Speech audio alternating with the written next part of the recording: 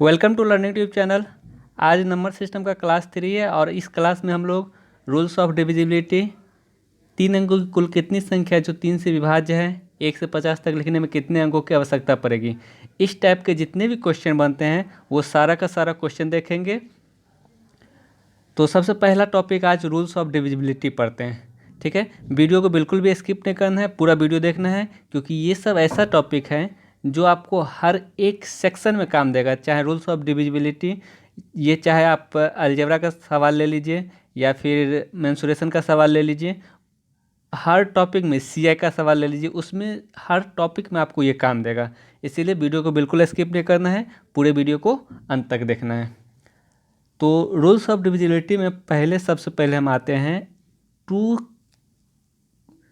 का रूल, यानी 2 से विभाज्य होने के लिए क्या रूल है। तो कुछ चीज़ जानते भी होंगे, कुछ चीज़ नहीं भी जानते होंगे, तो सब चीज़ को हम लोग अच्छे से क्लियर करेंगे। जो 2 से विभाज्यता का रूल है वो क्या है कि इकाई अंक में 0, 2, 4, 6, 8, इकाई अंक में क्या होना चाहिए 0, 2, 4, 6, 8। अगर ये संख्या में से कोई भी एक संख्या इकाई अंक पे है तो इसका मतलब हम समझ जाएंगे कि वो संख्या 2 से डिविजिबल है। जैसे अगर हम एक संख्या ले लें 4, 2, 7, 6, 8, 1, तो क्या ये संख्या डिविजिबल है 2 से?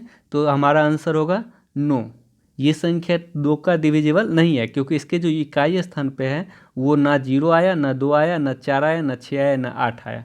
तो इसका मतलब ये संख्या इकाई स्थान, ये संख्या 2 का डिविजिबल नहीं होगा। अगर कोई एक संख्या लेते 4, 2, 6, 7, 8, 9, 2, तो ये संख्या 2 से डिविजिबल होगा, क्योंकि इसके इकाई स्थान पे 2 आ गया। ठीक है, जब हम 2 का रूल पढ़ रहे हैं तो साथ साथ 4 का भी रूल देख लेते हैं, यानी ये इकाई स्थान पे होना चाहिए, इकाई स्थान पे। अब 4 का रूल, यानी 4 के डिविजिबल का रूल, 4 से डिविजिबल का रूल, 4 से डिविजिबल का नियम। तो 4 से डिविजिबल का क्या नियम है कि जो अंतिम 2 अंक होता है, अंतिम 2 अंक अगर 4 से कट रहा है, अगर अंतिम 2 अंक 4 से विभाज्य है तो इसका मतलब पूरा संख्या जो है वो 4 से विभाज्य होगा। ठीक है, जैसे अगर मान चलिए 4, 7, 8, 6, 2, 5, अगर हम इसका बात करें क्या ये संख्या 4 से विभाज्य है, तो ये हमारा आंसर होगा नहीं, ये संख्या 4 से विभाज्य नहीं होगा, क्योंकि इसके अंतिम 2 अंक में 25 है और 25 4 से विभाज्य नहीं है, तो इसका मतलब ये संख्या भी 4 से विभाज्य नहीं होगा। अगर हम कोई एक संख्या ले लें 4, 7, 6, 8, 2, 4, तो क्या ये संख्या 4 से विभाज्य है? तो हमारा आंसर होगा हाँ, ये संख्या 4 से विभाज्य है, क्योंकि इसका जो अंतिम 2 अंक है वो जो है 4 से विभाज्य है। ठीक है, तो 4 से विभाज्य का क्या नियम होता है कि अंतिम 2 अंक अगर 4 से विभाज्य है तो हम कह सकते हैं कि पूरा का पूरा संख्या 4 से विभाज्य होगा। ठीक है, जब हम 4 के बारे में जान गए तो 8 के बारे में जान ही लेते हैं, 8 से डिविजिबल का रूल।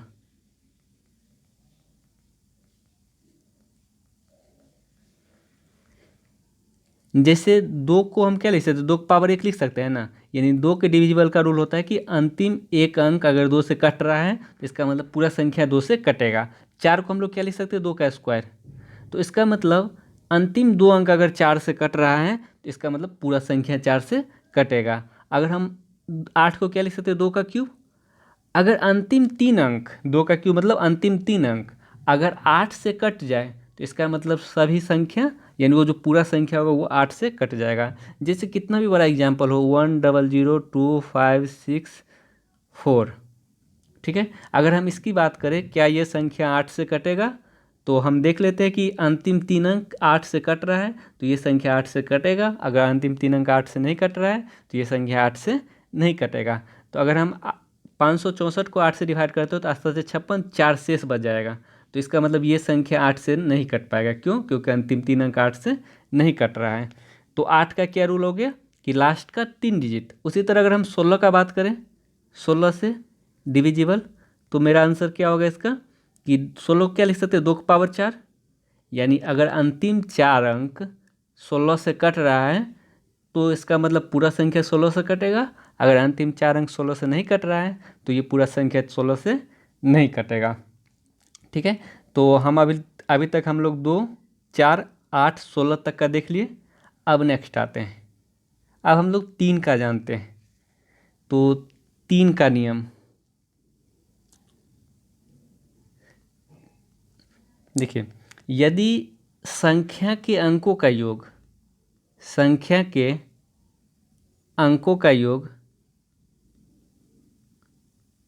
3 से कट जाए, अगर संख्या के अंकों का योग अगर 3 से कट जाए तो वो पूरा का पूरा संख्या 3 से कट जाएगा। जैसे अगर हम एक एग्जाम्पल ले लें 4, 2, 6, 7, 8, 3, 6। ठीक है, तो इतना बड़ा संख्या अगर हम इसको भाग देंगे तो बहुत ज़्यादा समय लग जाएगा। तो हम क्या करते हैं, इसके अंकों का योग निकाल लेते हैं।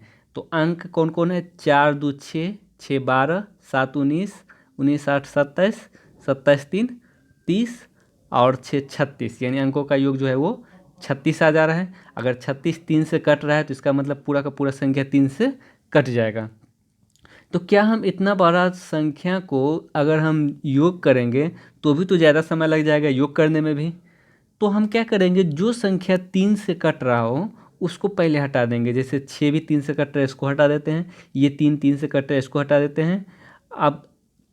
अब जैसे 8, 7, 15 ये भी 3 से कट रहा है, इसको भी हटा दिए। अब देखते हैं 4, 2, 6 ये भी 3 से कट रहा है, इसको भी हटा दिए। ये 6 भी 3 से कट रहा है, इसको भी हटा दिए। इसका मतलब सभी संख्या के अंकों के योग 3 से कट रहा है, इसका मतलब ये संख्या 3 से कट जाएगा। पूरा योग नहीं करना है, जहाँ तक 3 से कट जाए उसको हटा देना है। जैसे अगर एक अदर एग्जाम्पल लेते हैं, अगर 4, 2, 7, 6, 5, 1। ठीक है, क्या ये संख्या 3 से कट रहा है? तो पहले देख लेते हैं। 5, 1, 6 ये 3 से कट जाएगा।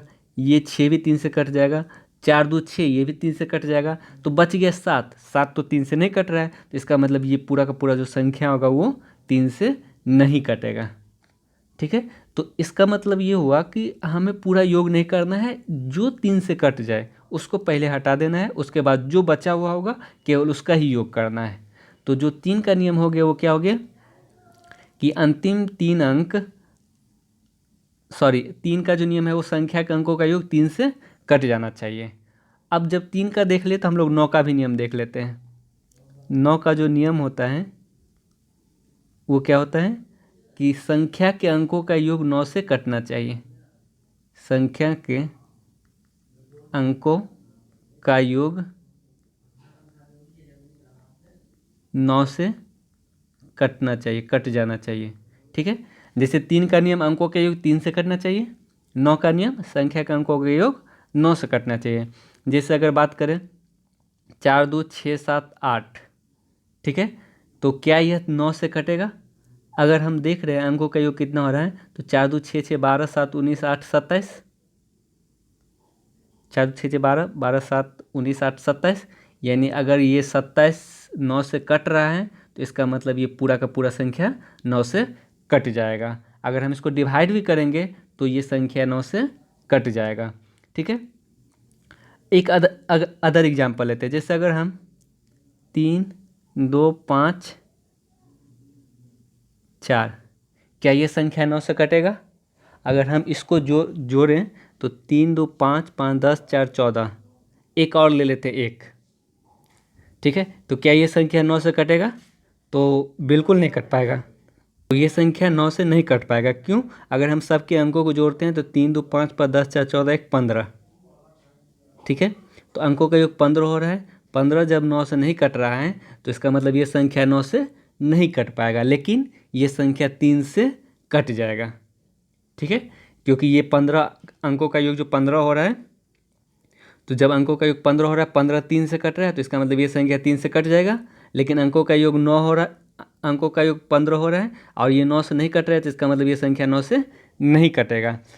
तो हम ये चीज़ समझ सकते हैं कि जो संख्या 3 से कटेगा, जो संख्या 3 से कटेगा, ज़रूरी नहीं कि वो संख्या 9 से भी कट जाएगा। ठीक है, लेकिन जो संख्या 9 से कटेगा वो संख्या 3 से ज़रूर कटेगा। ठीक है, अब हम नेक्स्ट आते हैं 2, 3, 4 का हो गया और 5 का नियम। 5 का क्या नियम है कि जो इकाई स्थान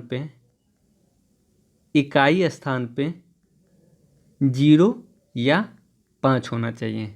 इसके अलावा अगर कोई भी संख्या है इकाई स्थान पे तो वो संख्या 5 से बिल्कुल नहीं कट पाएगा। अगर हम एक एग्जाम्पल लें तो जैसे 2 4 5 6, क्या यह संख्या 5 से कटेगा? नहीं कट पाएगा, क्योंकि इकाई स्थान पे 6 है। तो अगर इकाई स्थान पे 6 है तो ये संख्या 5 से नहीं कट पाएगा। अगर एक एग्जाम्पल लेते हैं 2 4 6 8 9 5, तो क्या ये संख्या 5 से कट पाएगा? जी बिल्कुल कट पाएगा, क्योंकि इकाई स्थान पे 5 है। तो इसका मतलब ये टोटल का टोटल संख्या जो है वो 5 से कट जाएगा। ठीक है, तो जो 5 का नियम है वो क्या है? 0 और 5 इकाई स्थान पे होना चाहिए। तो 5 का भी देख लिए। अब आते हैं 6 का नियम। 6 का कोई स्पेशल नियम नहीं है। 6 को हम लोग क्या लिख सकते हैं? 2 गुने 3, यानी जो संख्या 2 और 3 दोनों से कट रहा हो तो वो संख्या क्या होगा? 6 से भी कटेगा। जैसे अगर हम एग्जाम्पल लिए 4 2 1 5 6, क्या ये संख्या 6 से कटेगा? तो बिल्कुल कट पाएगा। क्यों? क्योंकि जो 6 है ये पूरा संख्या है, ये 2 से कट जाएगा, क्योंकि इसके इकाई स्थान पे 6 है। इकाई स्थान पे 6 है तो इसका मतलब 2 से कट जाएगा। अगर हम अंकों का योग करें तो कितना हो रहा है? 4 2 6, 5 1 6 और 6, यानी ये 3 से भी कट रहा है। यानी ये संख्या जो 2 से भी कट रहा है और 3 से भी कट रहा है, इसका मतलब ये संख्या 6 से भी कट जाएगा। ठीक है, अगर हम एक और एग्जाम्पल ले 2 4 6 3, क्या यह संख्या 6 से कटेगा? तो अगर हम इसको जोड़े तो 4 2 6 6 12 3 15, 3 से कट रहा है, लेकिन ये संख्या जो है वो 2 से नहीं कटेगा, क्योंकि इसके इकाई स्थान पे 3 है। अगर इकाई स्थान पे विषम संख्या रहता है तो वो 3 से नहीं कट पाता है, 2 से नहीं कट पाता है। अगर ये संख्या 2 से नहीं कट पा रहा है तो इसका मतलब ये 6 से भी नहीं कटेगा। अगर कोई संख्या 6 से कब कटेगा? जब वो 2 और 3 दोनों से कट जाए। ठीक है, तो अभी तक हम लोग 6 का भी नियम देख लिए। 7 का कोई खास नियम नहीं होता है। 8 का तो देख ही चुके थे, 9 का भी देख चुके थे। और 10 का नियम सिंपल है। अगर इकाई स्थान पे 10 का नियम क्या है? इकाई स्थान पे अगर 0 हो तो वो संख्या 10 से कटेगा। अगर इकाई स्थान पे 0 नहीं हो तो वो संख्या 10 से नहीं कटेगा। जैसे अगर कितना भी बड़ा एग्जाम्पल ले ले 6 2 7 8 9, तो ये संख्या 10 से नहीं कटेगा। अगर हम इस 9 के बदले में 0 दे देंगे तो ये संख्या 10 से कट जाएगी, क्योंकि इसके इकाई स्थान पे 0 है। ठीक है, तो ये 10 का नियम था। अब मोस्ट इम्पोर्टेंट 11 का नियम। 11 का नियम, ये 11 का नियम आपको मेंसुरेशन चैप्टर में बहुत हेल्पफुल रहेगा। 11 का नियम, जैसे अगर कोई एग्जाम्पल ले लेते हैं 4 2 6 7 8 9, क्या यह संख्या 11 से कटेगा? तो सबसे पहले क्या करेंगे? 11 का जो नियम है वो क्या करना है? समस्थान और समस्थान और विषम स्थान के योग का अंतर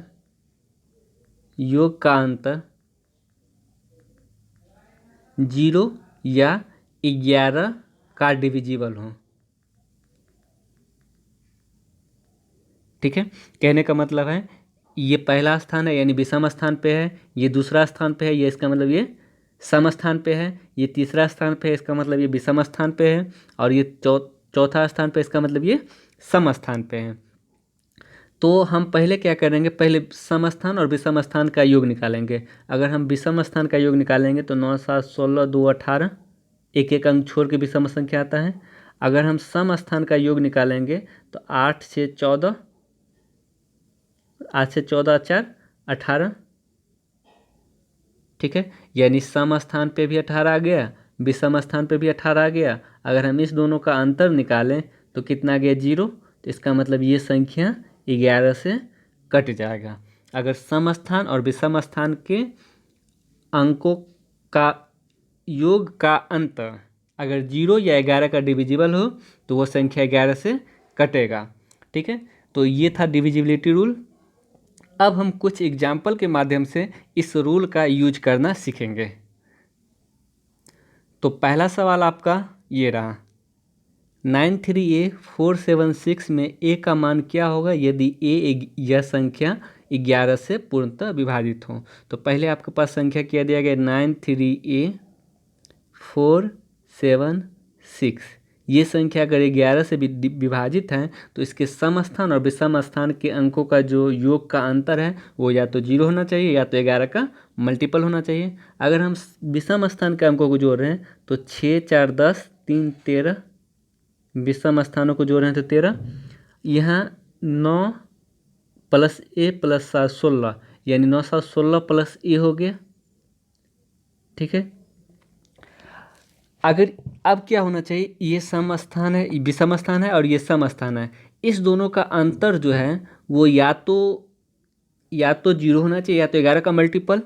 अगर आप ऑप्शन से देखें, अगर हम 9 लेते हैं ऑप्शन से तो 1 बदले में 9, तो ये नीचे 25 आ जाएगा और 25 और 13 का जो अंतर होता है 12 आ गया, जबकि अंतर जो है वो 11 का डिविजिबल होना चाहिए। तो अंतर 12 आ गया, 11 का डिविजिबल नहीं है, तो इसका मतलब 9 ऑप्शन में नहीं हो सकता।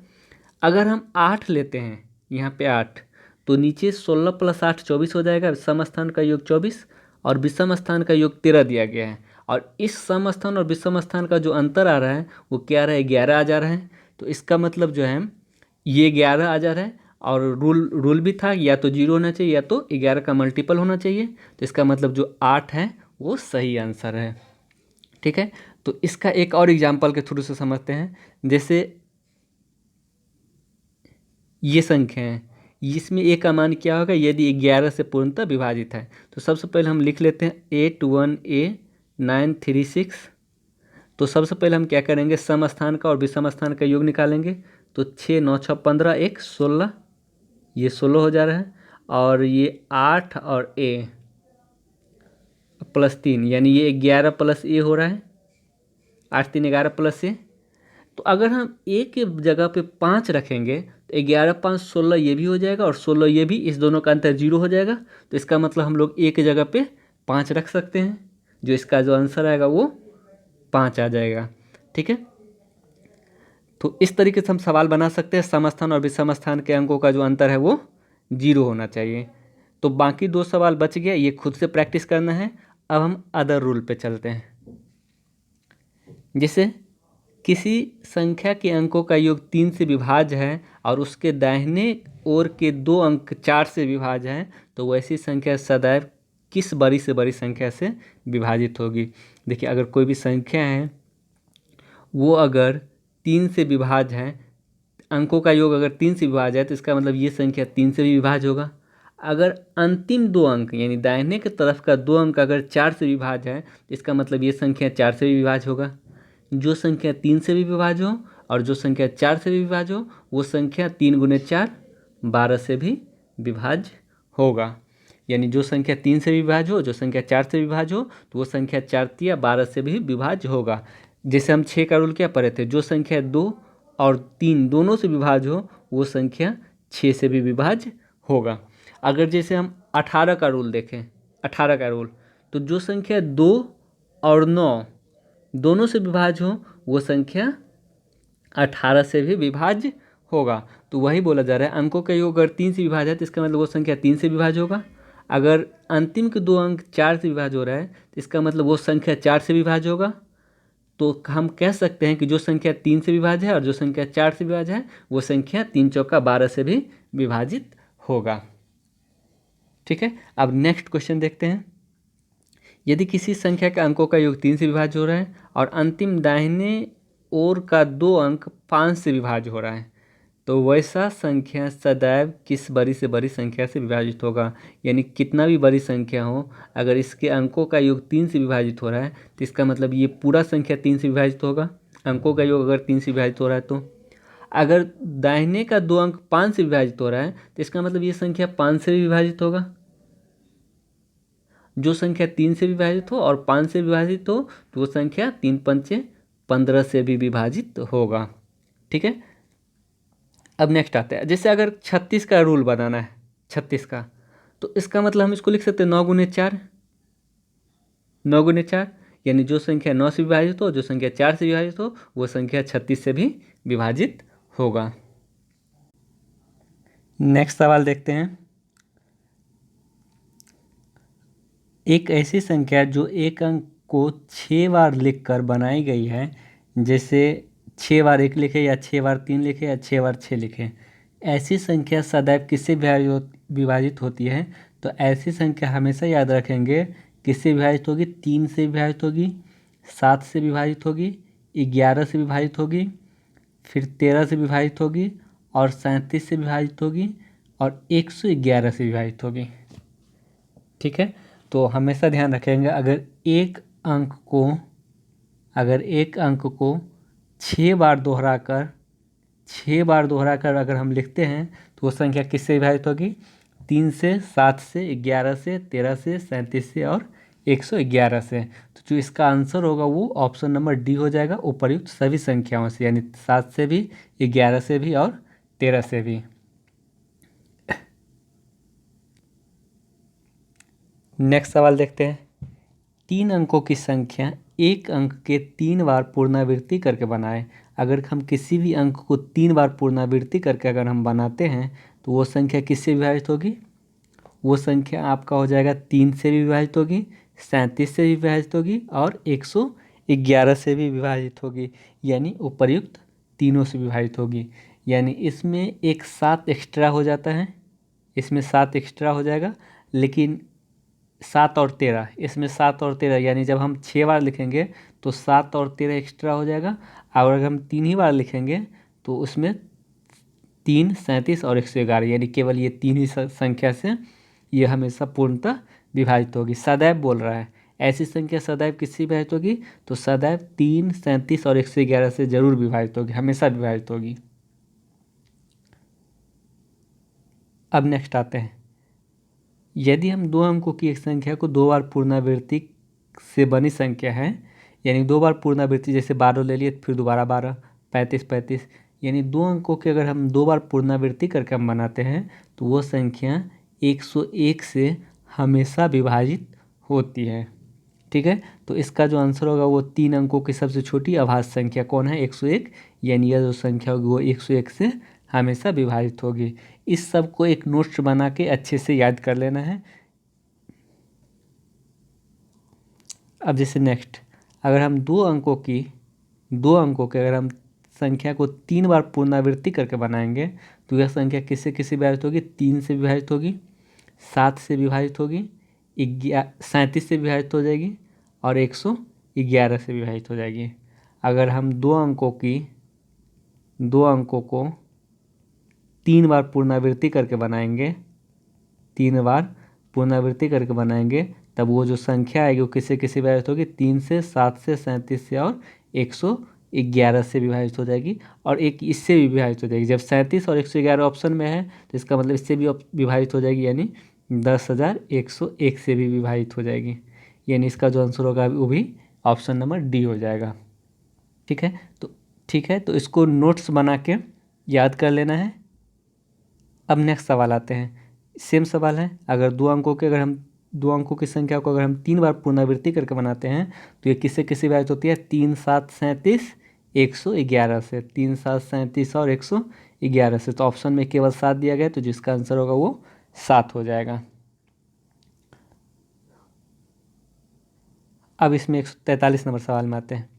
संख्या 123, यानी कहने का मतलब है 3 अंक की संख्या को अगर हम 2 बार पुनरावृत्ति करके बनाएंगे, 3 अंकों को अगर हम 2 बार रिपीट करके बनाएंगे तो यह जो संख्या होगी 7, 11, 13, और इस तीनों को अगर हम गुना करेंगे तो 1001 आएगा। 7, 11, 13 और 1001, ये चारों से विभाजित होगी। कब? जब हम 3 अंकों की संख्या को 2 बार रिपीट करके बनाएंगे, तो जो इसका आंसर होगा वो 7, 11, 13, यानी उपर्युक्त तीनों से विभाजित होगी। अब नेक्स्ट सवाल आते हैं। 3 अंकों की एक संख्या 7A3 है। जब हम दूसरी 3 अंकों की संख्या 644 हम ऐड कर देते हैं, तब जो इसका योग आता है वो कितना आ जाता है? 13B 7 आ जाता है। ठीक है, जो योग आता है वह 11 से पूर्णतः विभाजित है, यानी यह जो योग है वो 11 से पूर्णतः विभाजित है। तो 11 से विभाजित होने के लिए हम लोग क्या करते हैं, सबसे पहले सम अंकों का योग निकालते हैं, उसके बाद विषम अंकों का योग निकालते हैं। तो जो विषम अंकों का योग है वो 7 3 10 हो रहा है, तो सम अंकों का योग भी 10 होगा, तभी तो 10 में से 10 गया 0, यानी सम अंक और विषम अंक का अंतर 0 आ जाएगा। तो अगर हम इस दोनों का योग भी 10 होगा तो इसका मतलब बी के बदले में 9 रखना पड़ेगा। अगर बी के बदले में 9 रखेंगे तो इसका मतलब ए के बदले में 5 रखना पड़ेगा, तभी तो 5 अब प्लस 4 9 हो जाएगा। अब हमारे पास ए बराबर 5 आ गया और बी किसके बराबर आ गया, 9 के बराबर आ गया। तो क्या चीज़ पूछा जाएगा सवाल में, 3a प्लस 2b। तो 3a के बदले में 5 तो 15 हो जाएगा, 2b यानी बी के बदले में 9 यानी 18 हो जाएगा, 15 प्लस 18 33, यानी इसका जो आंसर होगा वो 33 हो जाएगा, ऑप्शन नंबर ए। जी सब नेक्स्ट सवाल देख लेते हैं। ये सवाल एक खुद से बना देते हैं, बाकी एक सवाल खुद से प्रैक्टिस कर लेना है। जैसे 9a7, उसमें अगर हम 518 जोड़ देते हैं और तब जो संख्या आती है वो 14b5, और यह जो संख्या वो 11 से पूर्णतः विभाजित है। अगर ये 11 से पूर्णतः विभाजित है तो इसका जो सम अंकों का योग विषम अंकों का योग करें तो कितना आ जा रहा है, 9 आ जा रहा है, 5 4 9 आ जा रहा है। तो इसका मतलब ये भी सम अंकों का योग भी 9 होना चाहिए, यानी इसका मतलब अगर 9 होगा तो एक पहले से है तो इसका मतलब 8 यहाँ हो जाएगा। अगर बी के बदले में 8 तो ए के बदले में 7 रखना पड़ेगा, तभी तो 7 अब प्लस 1 ये 8 हो जाएगा। अब हमारे पास ए 7 आ गया और बी 8 आ गया, तो क्या चीज़ पूछ रहा है, 2a प्लस 3b। यही सवाल पूछा जाए, 2a प्लस 3b। ए के बदले में 7 रखेंगे 14 और बी के बदले में 8 रखेंगे तो 24, यानी 8 का 24, तो 14 और 24 कितना हो जाएगा, 38, यानी इसका जो आंसर होगा वो 38 हो जाएगा। ठीक है, बाकी 98 नंबर खुद से बना लेना है। अब नेक्स्ट सवाल आते हैं, जैसे 793ab, इसको अगर हम 80 से डिवाइड करेंगे तो ये 80 से विभाज्य है, तो a प्लस बी का मान क्या होगा। देखिए 80 से डिवाइड का मतलब क्या है, 8 गुने 10, यानी जो संख्या 8 से भी कटे और 10 से भी कटे वो संख्या 80 से भी कटेगा। अगर 10 से काटना है तो इसका मतलब इकाई स्थान पे 0 रहेगा, तभी तो ये 0 और ये 0 कैंसिल हो जाएगा। ठीक है, तो इसका मतलब बी के बदले में 0 रखना पड़ेगा। अब जब बी के बदले में 0 रखे, बच गया 8, यानी 8 से क्या नियम है कि लास्ट का जो 3 डिजिट होना चाहिए वो 8 से कटना चाहिए।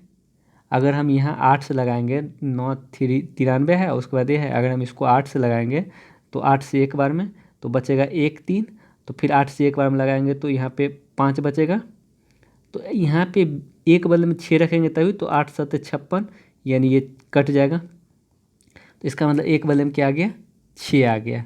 6 के बाद और कुछ कोई संख्या नहीं आ सकता है, एक बदले में 6 जब आ गया तो a प्लस बी पूछ रहा है, तो a 6 और b 0, यानी 6 प्लस 0 कितना हो जाएगा, 6 हो जाएगा। इसका जो आंसर बी नंबर ऑप्शन हो जाएगा।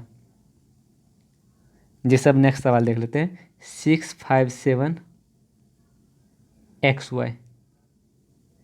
ठीक है, तो ये 40 से विभाजित है। अगर ये 40 से विभाजित है तो इसका मतलब क्या हुआ कि y के बदले में 0 रखना पड़ेगा, तभी तो ये 0 और ये 0 कैंसिल हो जाएगा। ठीक है, अब जब y के बदले में 0 रखें, अब बच गया 4, तो 4 से क्या नियम है कि लास्ट का 2 अंक 4 से कटना चाहिए। अगर लास्ट का 2 अंक 4 से कटेगा तो x के बदले यहाँ x का 2 मान पॉसिबल हो जाएगा। क्यों, अगर x के बदले हम 2 रखेंगे तभी 18 चौका 72 हो जाएगा, 18 से 4 बार में कट जाएगा, तो यानी 72 जो है 4 18 बार में कट जाएगा। तो जब x के बदले में 2 है तो x प्लस वाई कितना हो जाएगा, 2 प्लस 0 2। अगर यहाँ पे 76 रख दें, x के बदले में 6 रख दें, तभी 76 भी तो कट जाएगा ना, सॉरी 76 नहीं 78, यानी हाँ ठीक है 76, 19 चौका 76।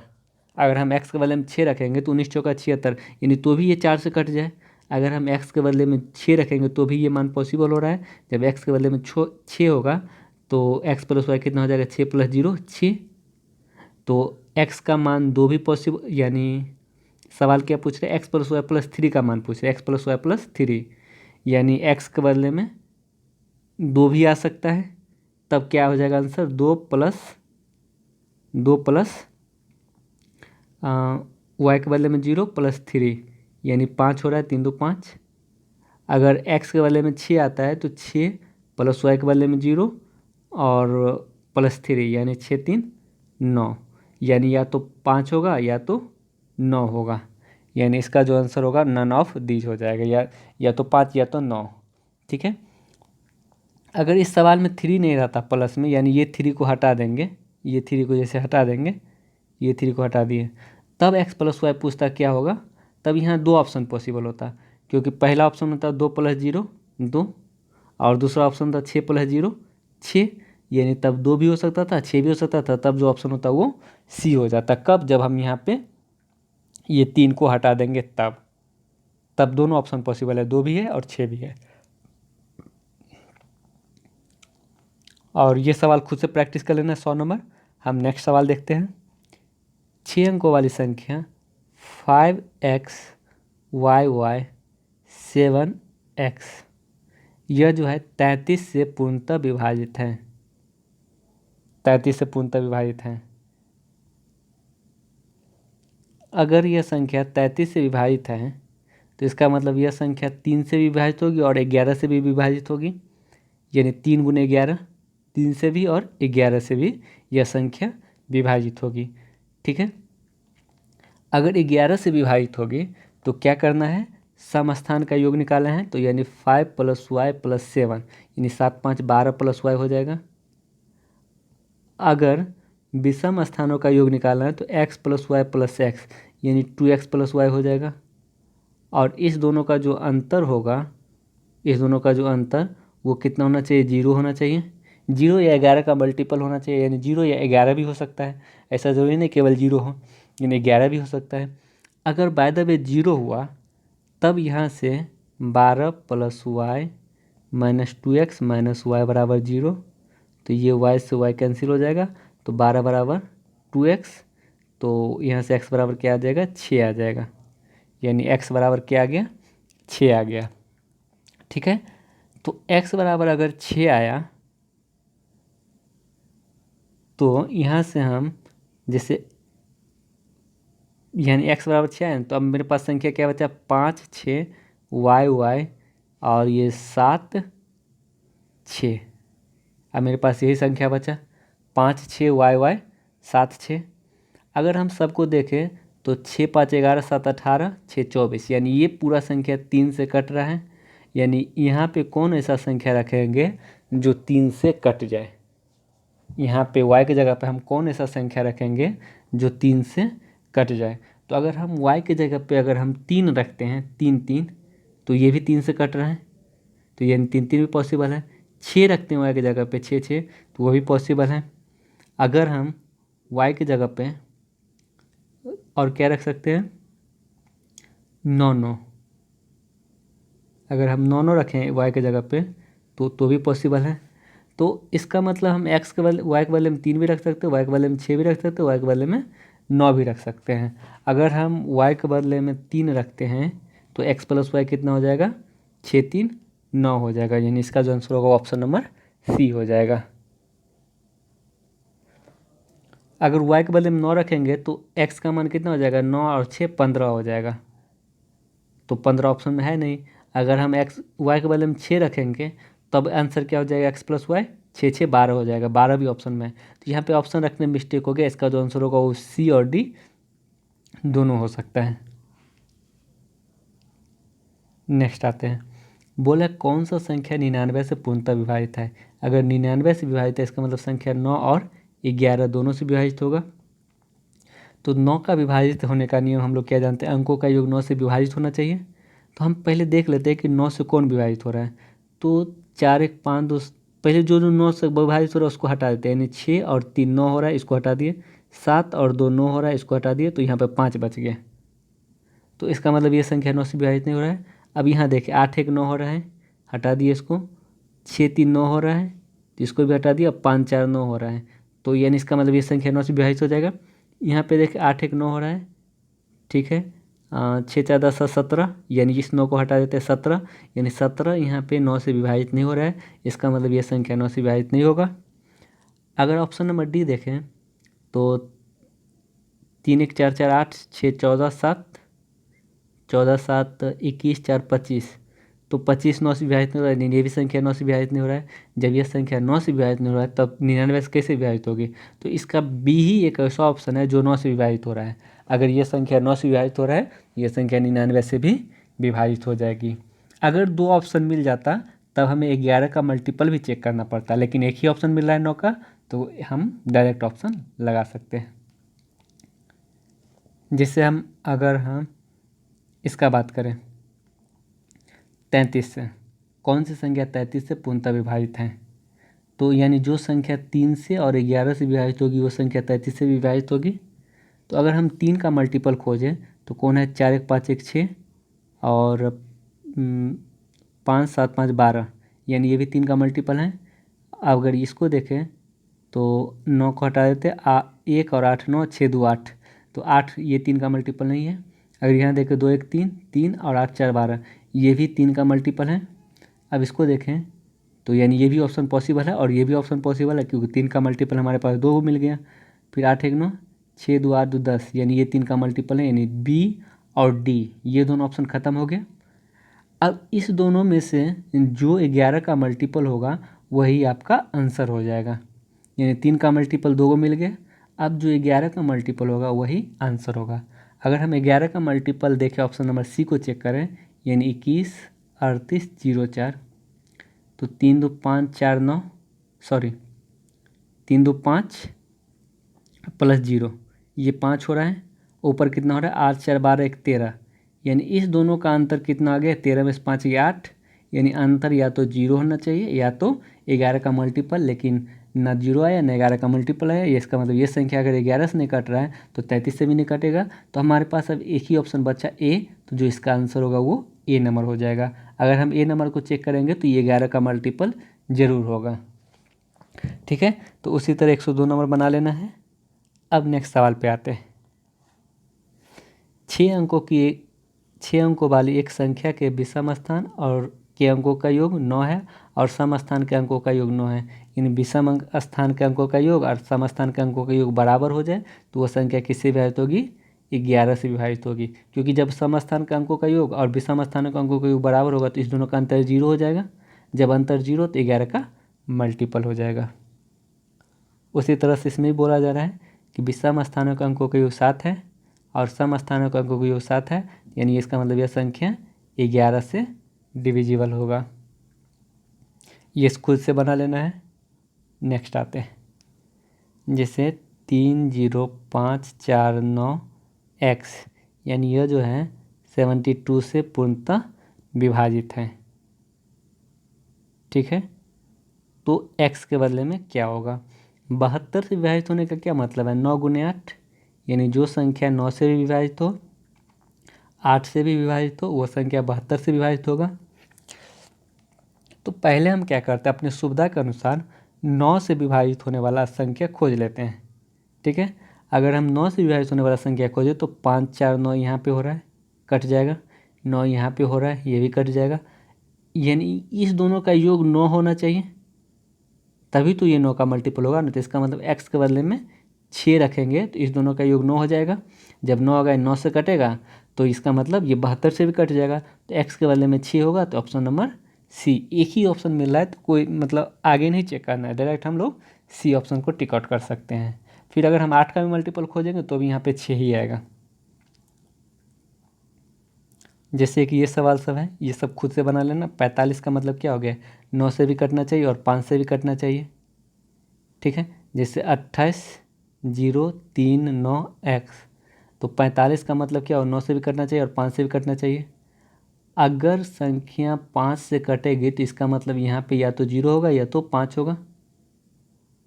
ठीक है, दो ऑप्शन 5 5 5 से जब हम चेक करें तो 2 ऑप्शन पॉसिबल हो रहा है, 0 भी पॉसिबल हो रहा है और 5 भी पॉसिबल हो रहा है।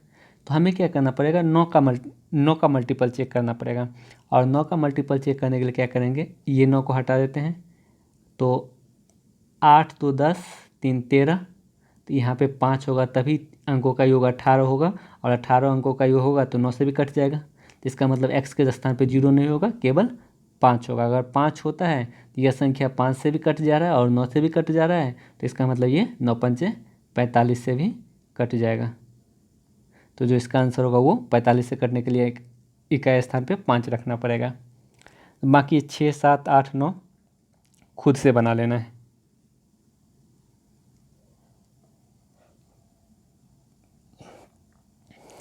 नेक्स्ट आते हैं 99,999 में कम से कम कौन सी संख्या घटाने पर 125 से पूर्णतः विभाजित हो जाएगी। देखिए, अगर 99,999 में 125 से विभाजित करना है 99,999, तो पहला तरीका ये होगा कि आप भाग दे दें, 125 से भाग देंगे और जो शेषफल बचेगा, यहाँ पे जो शेषफल बचेगा वो संख्या अगर हम इसमें से घटा देंगे तो यह संख्या 125 से पूर्णतः विभाजित हो जाएगा। दूसरा तरीका, अगर हम 25 या 125 के मल्टीपल को चेक करें, यानी उसके पहाड़ा को चेक करें, तो आपके इकाई स्थान पे या तो 25 मिलेगा, या तो 50 मिलेगा, या तो 75 मिलेगा, या तो 00 मिलेगा। ये किसमें? 25 के टेबल में। और 125 के टेबल में क्या क्या मिलेगा? या तो 25 मिलेगा लास्ट का 2 अंक, या तो 50 मिलेगा, या तो 75 मिलेगा, या मिलेगा तो लास्ट में 3 0 मिलेगा। ठीक है, अगर 25 का टेबल देखें तो इसके इकाई स्थान पे क्या क्या मिलेगा? लास्ट का 2 अंक पे 25, 50, 75 या 00। और 125 का टेबल देखें तो इसके इकाई लास्ट का 2 अंक 25, 50, 75 या लास्ट में 3 0। तो हम क्या करते हैं कि हम कोई ऐसा ऑप्शन इसमें से घटाते हैं कि लास्ट में या तो 25 मिले, या तो 50 मिले, या तो 75 मिले, या तो 000 मिले। अगर हम 124 घटाते हैं, यानी इस संख्या में से 99,999 में से 124 घटाते हैं ऑप्शन नंबर ए, तो लास्ट में क्या बचता है? 5, 7, 8, 9, 9।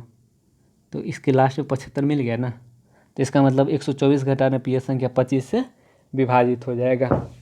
ठीक है, या फिर हम लोग क्या करते, 125 को 99,999 में भाग देते और जो शेष बचता वो आपका आंसर हो जाता।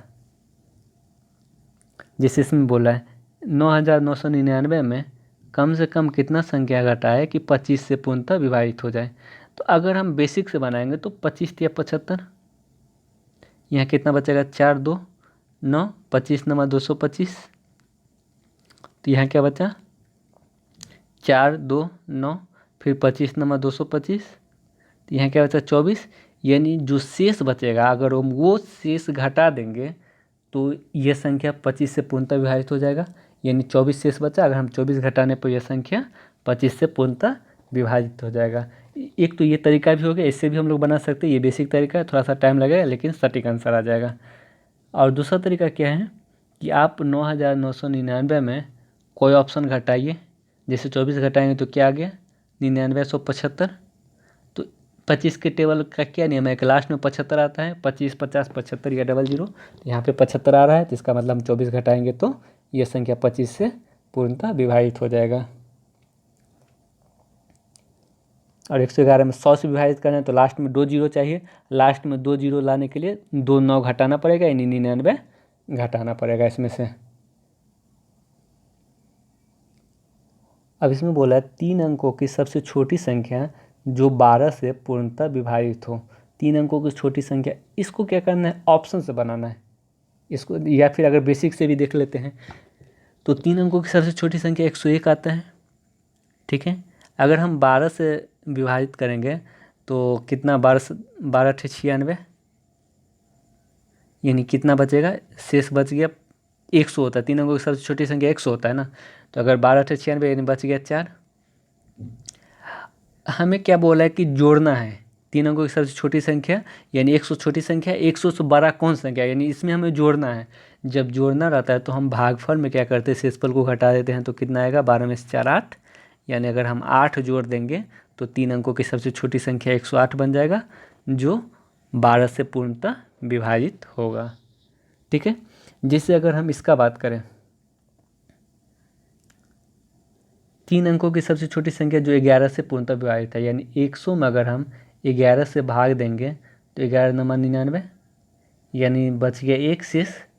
अगर हमें इसमें घटाना रहता तो हम 1 घटा देते हैं तो पूर्णतः विभाजित होगा, लेकिन अगर हम 1 घटाएंगे तो 2 अंकों की संख्या बन जाएगा। तो हमें 3 अंकों की संख्या चाहिए, इसका मतलब इसमें हम कुछ जोड़ेंगे तभी 3 अंकों की संख्या आएगा जो 11 से कटेगा। जोड़ने के लिए हम लोग क्या करते हैं, भागफल में से शेषफल को घटा देते हैं, यानी 11 में से 1 घटाए 10। अगर हम 10 इसमें ऐड कर देंगे 100 में तो कितना हो जाएगा 110, यानी 110 सबसे छोटी संख्या होगा जो 11 से पूर्णतः विभाजित हो जाएगा। उसी तरह बाकी सब सवाल को बना लेना है। अब हम लोग अगले टाइप की ओर बढ़ते हैं। बाकी 2 सवाल बच गए, वो खुद से बना लेना है। जैसे 4 अंकों की बड़ी संख्या जो 24 से पूर्णतः विभाजित है।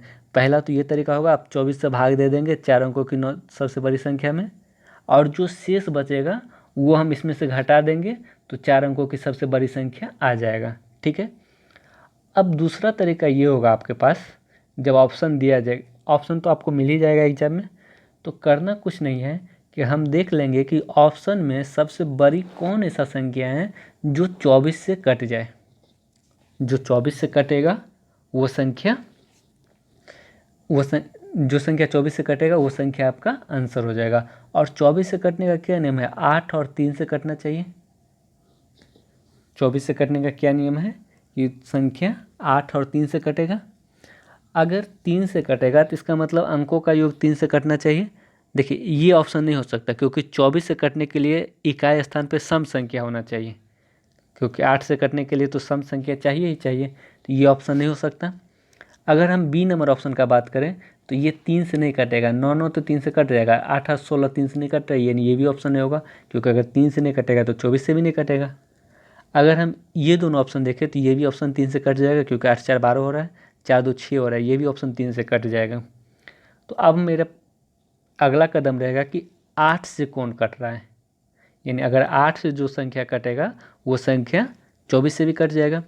8 से कटने का क्या नियम है, लास्ट का 3 डिजिट देखते हैं। तो सबसे पहले हम क्या करते हैं, बड़ा संख्या से ट्राई करते हैं, क्योंकि यहाँ पे बड़ा संख्या पूछा जा रहा है, सबसे बड़ी संख्या। तो अगर हम इसको 8 से डिवाइड करेंगे, 984 को 8 से डिवाइड करेंगे तो 8 से एक बार में 18 आ जाएगा, तो 8 से 2 बार में 16 आ जाएगा, फिर 24 बचेगा, तो 8 से 3 बार में 24, यानी कट जा रहा है। तो इसका मतलब जो सबसे बड़ा संख्या का वो 9984 हो जाएगा। ठीक है, बड़ा संख्या बोले तो सबसे बड़ा संख्या से ट्राई करना है ऑप्शन लेके। इस तरह हम डिविजिबिलिटी रूल से इस सवाल को बना सकते हैं। नेक्स्ट सवाल देखते हैं। तो 4 अंकों की बड़ी संख्या जो 24 से पूर्णतः विभाजित हो जाए, ये भी बना लेना है खुद से। अब नेक्स्ट आते हैं, 100 से 200 के बीच में किसी संख्या के अंकों का योग अगर हम संख्या में से घटा दें तो प्राप्त संख्या सदैव किससे विभाजित होगी। जैसे अगर 100 से 200 के बीच में कोई भी संख्या मान लेते हैं, जैसे 100 हम 100 कितना मान लें, 107 मान लेते हैं। ठीक है, 107 100 से 200 के बीच किसी संख्या के अंकों का योग संख्या में से घटा दिया जाए। 107 के अंकों का योग कितना हो जाएगा, 7 1 8। अगर हम 8 घटा देंगे ये क्या बचा, 95। अब ये 95 किससे विभाजित हो रही है, 5 से भी विभाजित हो रही है, केवल 5 से विभाजित हो रही है, तो इसका जो आंसर होगा वो बी नंबर ऑप्शन हो जाएगा। ठीक है, जैसे कोई भी संख्या ले लेते हैं, 111 ले लेते हैं, सॉरी कहीं कुछ गड़बड़ हुआ है,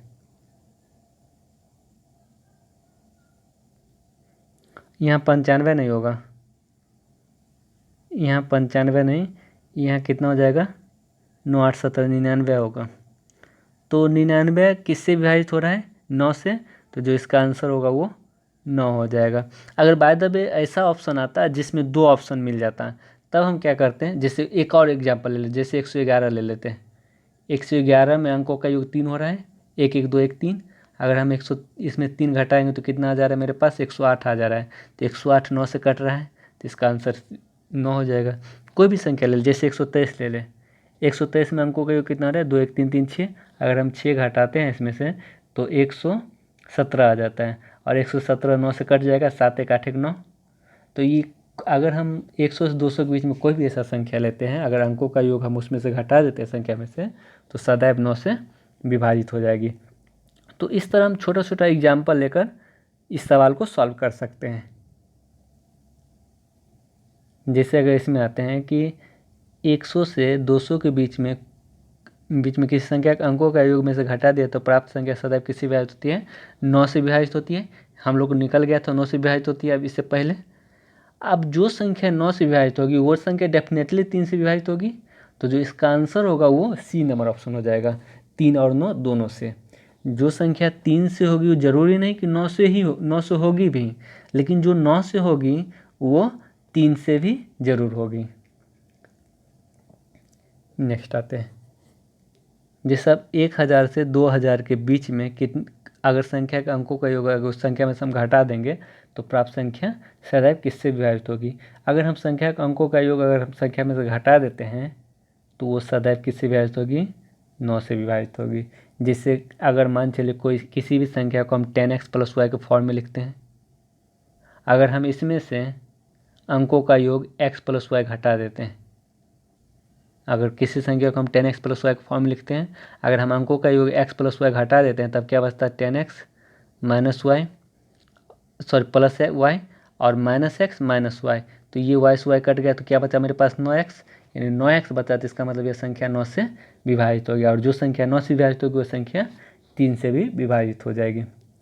तो किसी भी संख्या के अंकों का योग अगर हम संख्या में से घटा देते हैं तो वो संख्या 9 से विभाजित हो जाएगी।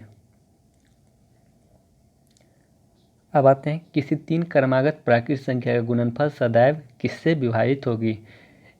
इन तीनों संख्या में पहला संख्या सम हो।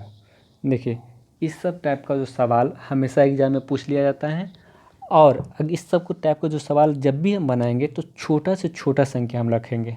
यहाँ क्या बोला है? किसी 3 क्रमागत प्राकृत संख्या का गुणनफल सदैव किससे विभाजित होगी? तीनों संख्या में से पहली संख्या सम हो। अगर पहली संख्या सम हो तो उसका अगला संख्या 3 हो जाएगा, उसका अगला संख्या 4 होगा। सबसे छोटी संख्या रखना है, पहली संख्या सम बोल रहा है तो सबसे छोटा सम संख्या रखना है, तो 2 × 3 = 6 × 4 = 24, यानी वो जो संख्या विभाजित होगी सदैव 24 से विभाजित होगी, यानी इसका जो आंसर होगा वो ऑप्शन नंबर सी होगा। अब एक चीज़ ये भी कर सकते हैं, अब जो 24 से विभाजित होगा वो 12 से विभाजित होगा और 6 से विभाजित होगा, इसलिए जिसका आंसर होगा वो डी हो जाएगा, क्योंकि जो 24 से विभाजित होगा वो 6 से विभाजित हो जाएगा और 12 से भी विभाजित होगा। अब नेक्स्ट आते हैं, जैसे a एक सम संख्या है तो a × a² + 2 किससे विभाजित होगा? अभी जस्ट बोले हैं अगर इस सब टाइप का सवाल जब भी आए तभी छोटा से छोटा जो मान होगा वो रखेंगे। a एक सम संख्या और सबसे छोटा मान हम क्या रख सकते हैं? 2 रख सकते हैं, तो 2 × 2² + 2, यानी 2 × कितना हो जाएगा? 2 × 4 + 2 6, 6 × 12, यानी इसका जो आंसर होगा वो 12 हो जाएगा। यानी 12 अगर ऑप्शन में नहीं दिया गया है तो 4 × 3, तो जो इसका आंसर होगा वो 4 हो जाएगा, क्योंकि जो संख्या 12 से कटेगा वो संख्या 4 से भी कटेगा और 3 से भी कटेगा, तो जो इसमें ऑप्शन दिया गया वो 4 दिया गया, तो जिसका आंसर होगा वो 4 हो जाएगा। अब जैसे नेक्स्ट आते हैं, a एक पूर्णांक है तो a³ - a निम्नलिखित में से किससे विभाजित होगा? तो हम क्या करेंगे? सबसे छोटा से छोटा मान रखेंगे इसमें, तो अगर हम 1 बदले में 1 रखते हैं तो 1 - 1 0 हो जाएगा, 0 से तो कोई संख्या विभाजित नहीं होता है, तो हम क्या करेंगे? 2 रखेंगे। अगर हम 2 रखते हैं तो 2 का क्यूब - 2, तो 2 का क्यूब कितना होता है? 8, 8 में से 2 गया 6, तो जो वो संख्या होगी 6 से सदैव विभाजित हो जाएगी, इसका जो आंसर होगा वो 6 हो जाएगा।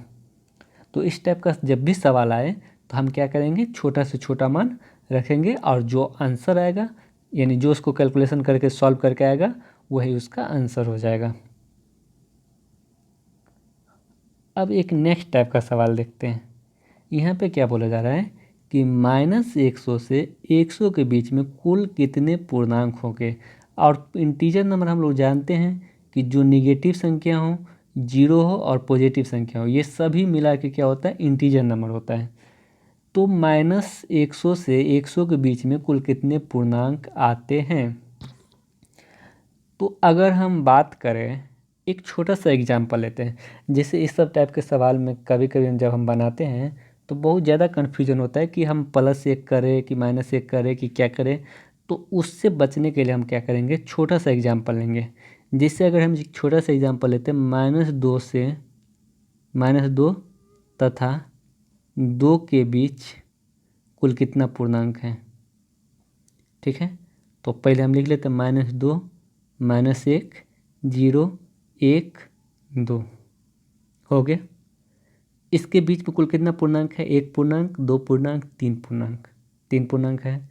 तो हम क्या कर रहे हैं, अगर बोला जाए एक चीज़ और, एक सवाल और लेते हैं, 3 और 7 के बीच कितने पूर्णांक हैं। तो हम लोग क्या करते हैं, 7 में से 3 घटा देते हैं 4, यानी टोटल 4 पूर्णांक बोल देते हैं। 3 और 7 के बीच में 4 पूर्णांक है, तो 7 में से हम 3 घटा देते हैं। अगर यहाँ हम 2 में से -2 घटाएंगे तो कितना हो जा रहा है, माइनस माइनस प्लस 2 हो जाएगा, 4 हो जाएगा। लेकिन यहाँ पे 3 ही पूर्णांक हो रहा है, जिसका मतलब एक और कम कर देंगे, क्योंकि बीच में पूछा है तो एक कम कर देंगे, यानी 3 पूर्णांक हो रहा है। ठीक है, तो उसी तरह अगर -100 से 100 के बीच में बोल रहा है तो हम क्या करेंगे, इस 100 में से 100 घटाएंगे तो माइनस माइनस प्लस 100 हो जाएगा, टोटल कितना आ गया 200। लेकिन उसमें हम क्या देखे थे कि एक कम हो जा रहा था, तो एक हम कम कर देंगे तो 199 पूर्णांक हो जाएगा, यानी इसका जो आंसर होगा वो 199 पूर्णांक होगा। अब अगर कहीं पे कन्फ्यूजन हो कि -1 होगा कि +1 होगा, तब हम क्या करेंगे, एक छोटा सा एग्जाम्पल खुद से ले लेंगे और उस एग्जाम्पल में जो निष्कर्ष निकलेगा वही निष्कर्ष का अप्लाई हमें यहाँ भी करना है। जैसे अब -75 और 75 के बीच में कुल कितने पूर्णांक होंगे, तो 75 में से -75 को घटाएंगे तो +75, यानी टोटल 150 आएगा। और हम क्या देखे थे छोटा सा एग्जाम्पल में कि एक और कम करना पड़ता था, तो इसका मतलब इसके बीच में टोटल कितना पूर्णांक हो जाएगा, 149 पूर्णांक हो जाएगा। तो बाकी 123 24 25 खुद से प्रैक्टिस कर लेना है। अब जैसे नेक्स्ट सवाल, 1 में से -1 को घटाएंगे, यानी 1 में से अगर -1 को घटाएंगे तो कितना हो जाएगा, 1 और माइनस माइनस +1, यानी ये कितना बन जाएगा, 2 हो जाएगा, यानी सी नंबर ऑप्शन। जैसे 2 में से अगर -2 को घटाएंगे, यानी 2 में से अगर हम -2 को घटाएंगे तो 2 और माइनस माइनस +2 हो जाएगा, यानी 2 2 4 हो जाएगा इसका आंसर। बाकी 27 28 खुद से बना लेना है। जैसे a एक प्राकृत संख्या है तो a के पावर 5 - 1 सदैव किससे विभाजित होगा। अभी जस्ट बोले हैं कि इस सब को सवाल बनाने के लिए हम लोग क्या करते हैं कि छोटा से छोटा मान रखते हैं, यानी जितना छोटा मान पॉसिबल हो सके उतना छोटा मान रखेंगे। अगर हम एक बदले में 1 रखेंगे तो 1 में से गया 0, 1 में से 1 0 हो जाएगा, तो हम 1 नहीं रखेंगे, 2 रखेंगे, 2 की पावर 5 - 2। ठीक है, 2 की पावर 5 कितना होता है, 32 में से 2 गया कितना हो जाएगा, 30। 2 की पावर 5 रखेंगे तो अगर 2 की पावर 5 होता है 32, 32 में 2 गया 30। यह संख्या जो है वो 30 से विभाजित होगा। अगर यह संख्या 30 से विभाजित हो रहा है, इसका मतलब वो संख्या 6 से विभाजित होगा और 10 से विभाजित होगा, यानी ऑप्शन नंबर सी हो जाएगा। जो संख्या 30 से विभाजित हो रहा है वो संख्या 6 से विभाजित होगा और 10 से भी विभाजित होगा और 3 से विभाजित होगा और 15 से भी विभाजित हो जाएगा, यानी इसका जितना फैक्टर होता है सब फैक्टर से विभाजित हो जाएगा।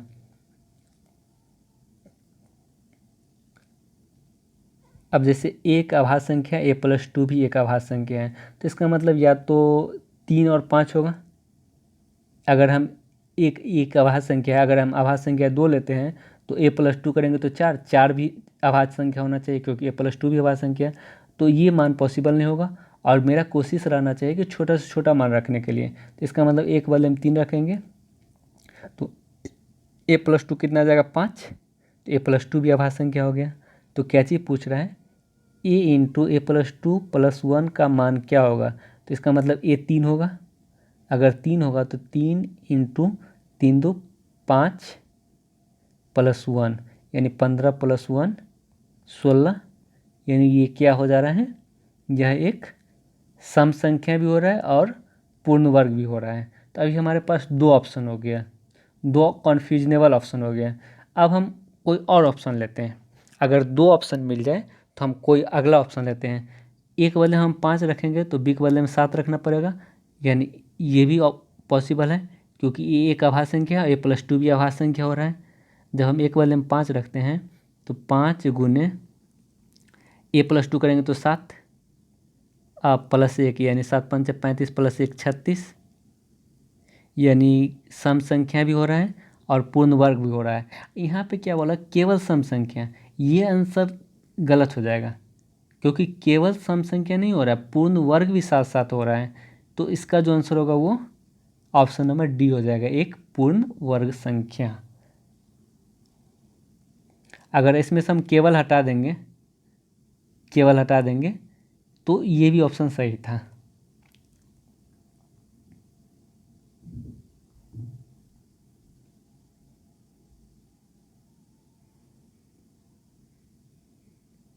नेक्स्ट आते हैं, 30 को कुल कितनी संख्याओं से पूर्णतः विभाजित किया जा सकता है। जैसे 30 को कुल कितनी संख्या से पूर्णतः विभाजित करेगा, जैसे 1 से भी कर सकते हैं, 2 से भी कर सकते हैं, 3 से भी, 5 से भी, 6 से भी, 10 से भी, 15 से भी, 30 से भी। कितना संख्या से, 1 2 3 4 5 6 7 8, इसका जो आंसर होगा वो 8 हो जाएगा।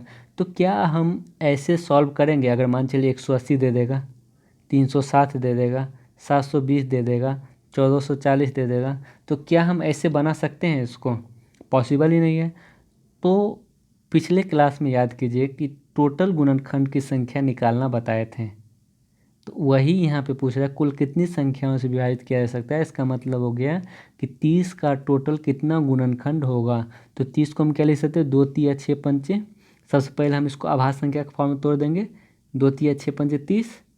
उसके बाद टोटल गुणनखंड निकालने के लिए हम क्या करते थे, सबके पावर में 1 बढ़ा के गुना कर देते थे। इसके पावर 1 है तो 1 में 1 बढ़ाएंगे तो 2, इसके भी पावर 1 है तो यहाँ भी बढ़ाएंगे तो 2, और इसके भी पावर 1 है, यहाँ भी बढ़ाएंगे तो 2। तो 2 दूना 4 दूना 8, यानी टोटल गुणनखंड इसका 8 हो जाएगा। इसका मतलब 8 संख्या से पूर्णतः विभाजित किया जा सकता है। एक और एग्जाम्पल लेते हैं, उसके बाद नहीं लेंगे। 50 को हम लोग क्या लिख सकते हैं, 2 गुने 5 का स्क्वायर, 25 25 दूना 50, यानी 50 को फैक्टर भी तोड़ कर बना सकते थे, 2 से 25 बार में और 5 से 5 बार में। तो 5 2 बार और 2 1 बार। ठीक है, तो टोटल गुणनखंड निकालने के लिए क्या करते थे, पावर में 1 बढ़ा देते थे, यानी 2 की पावर 1 है, 1 बढ़ाएंगे तो 2 हो जाएगा, 5 की पावर 2 है, यहाँ 1 बढ़ाएंगे तो 3 हो जाएगा, तो 2 तिया 6, यानी इसका जो टोटल गुणनखंड होगा वो 6 हो जाएगा 50 का। बाकी ये 3 सवाल खुद से बना लेना है। अब नेक्स्ट आते हैं, जैसे 360 को कुल कितनी संख्याओं से पूर्णतः भाग दिया जाता है। एक और स्वयं को छोड़कर, यानी 2 संख्या, जितना फैक्टर आएगा उसमें से 2 संख्या को माइनस करना पड़ेगा, क्योंकि हम जो फैक्टर निकालते हैं उसमें क्या होता है कि मतलब एक भी शामिल हो जाता है और खुद भी संख्या, वो संख्या खुद भी शामिल हो जाता है। तो इसीलिए जो फैक्टर निकालेंगे उसमें हम 2 घटा देंगे।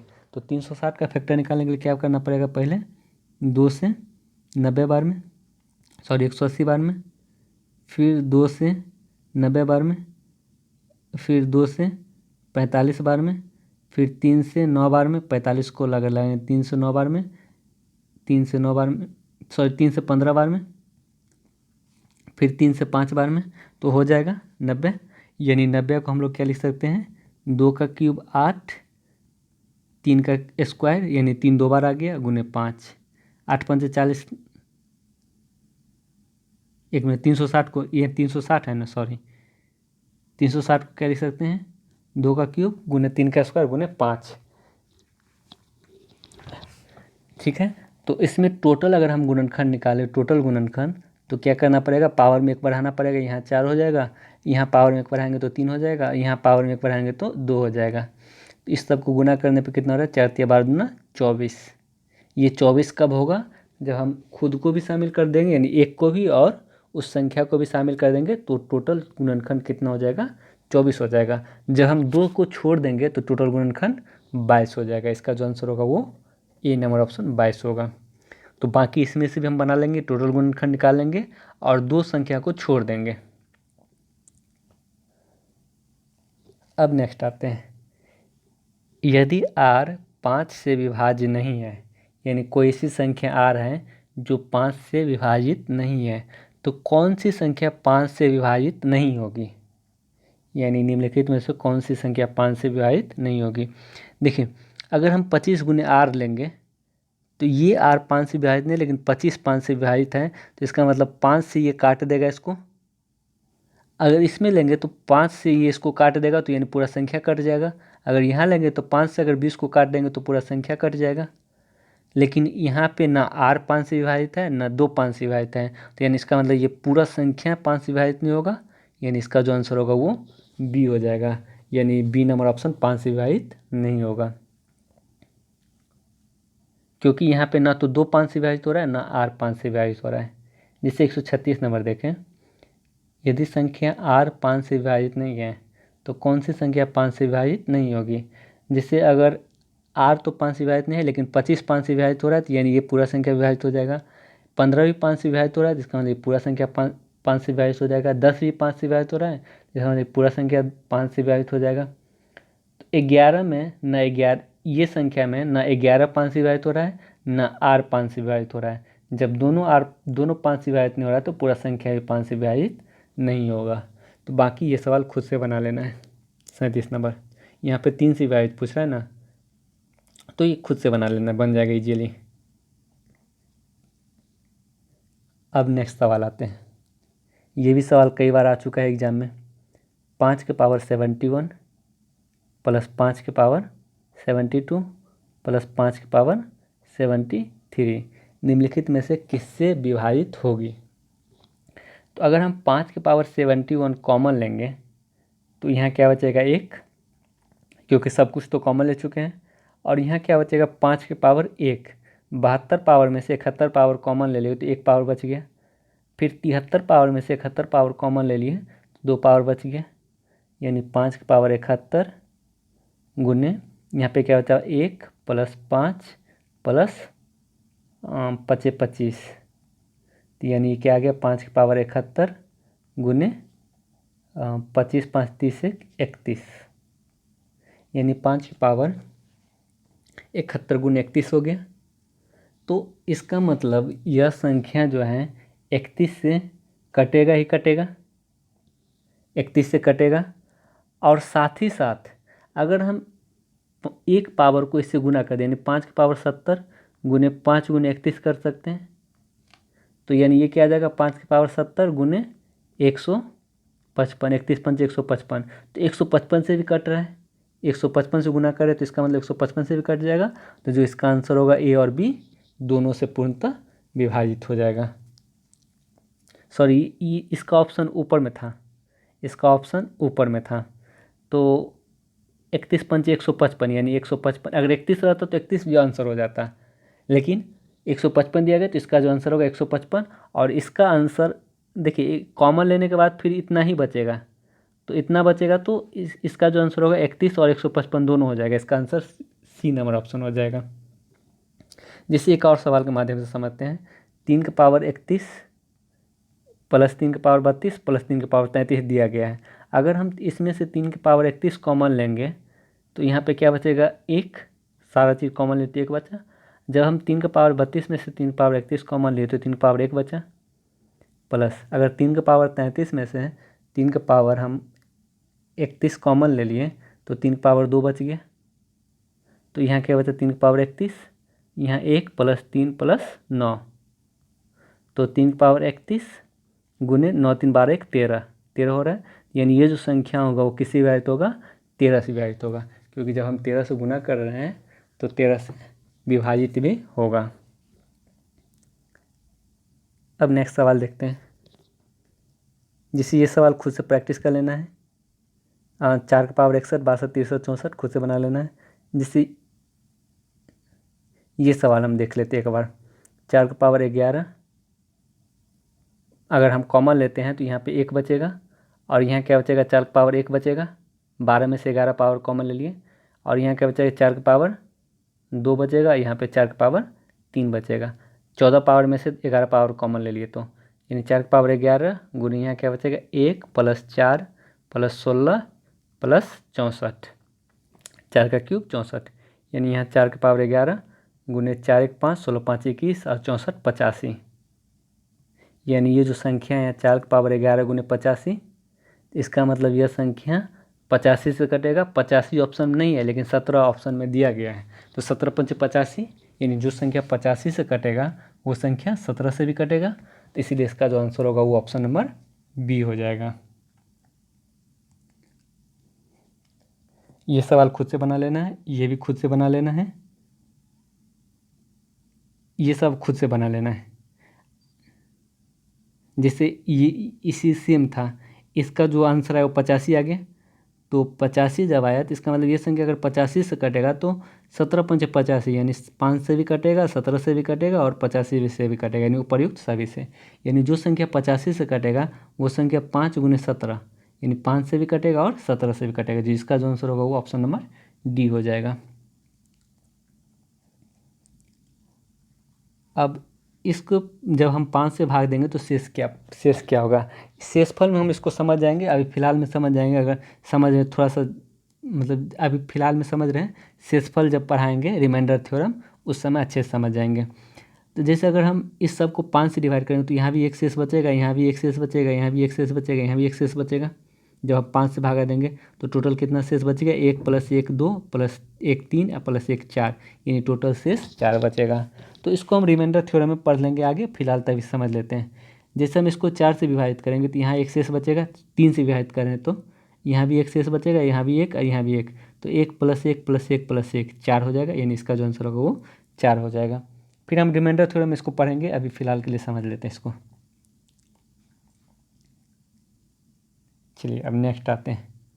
2 की पावर 13 - 2 की पावर 12 - 2 की पावर 11, ये किसके इक्वल हैं?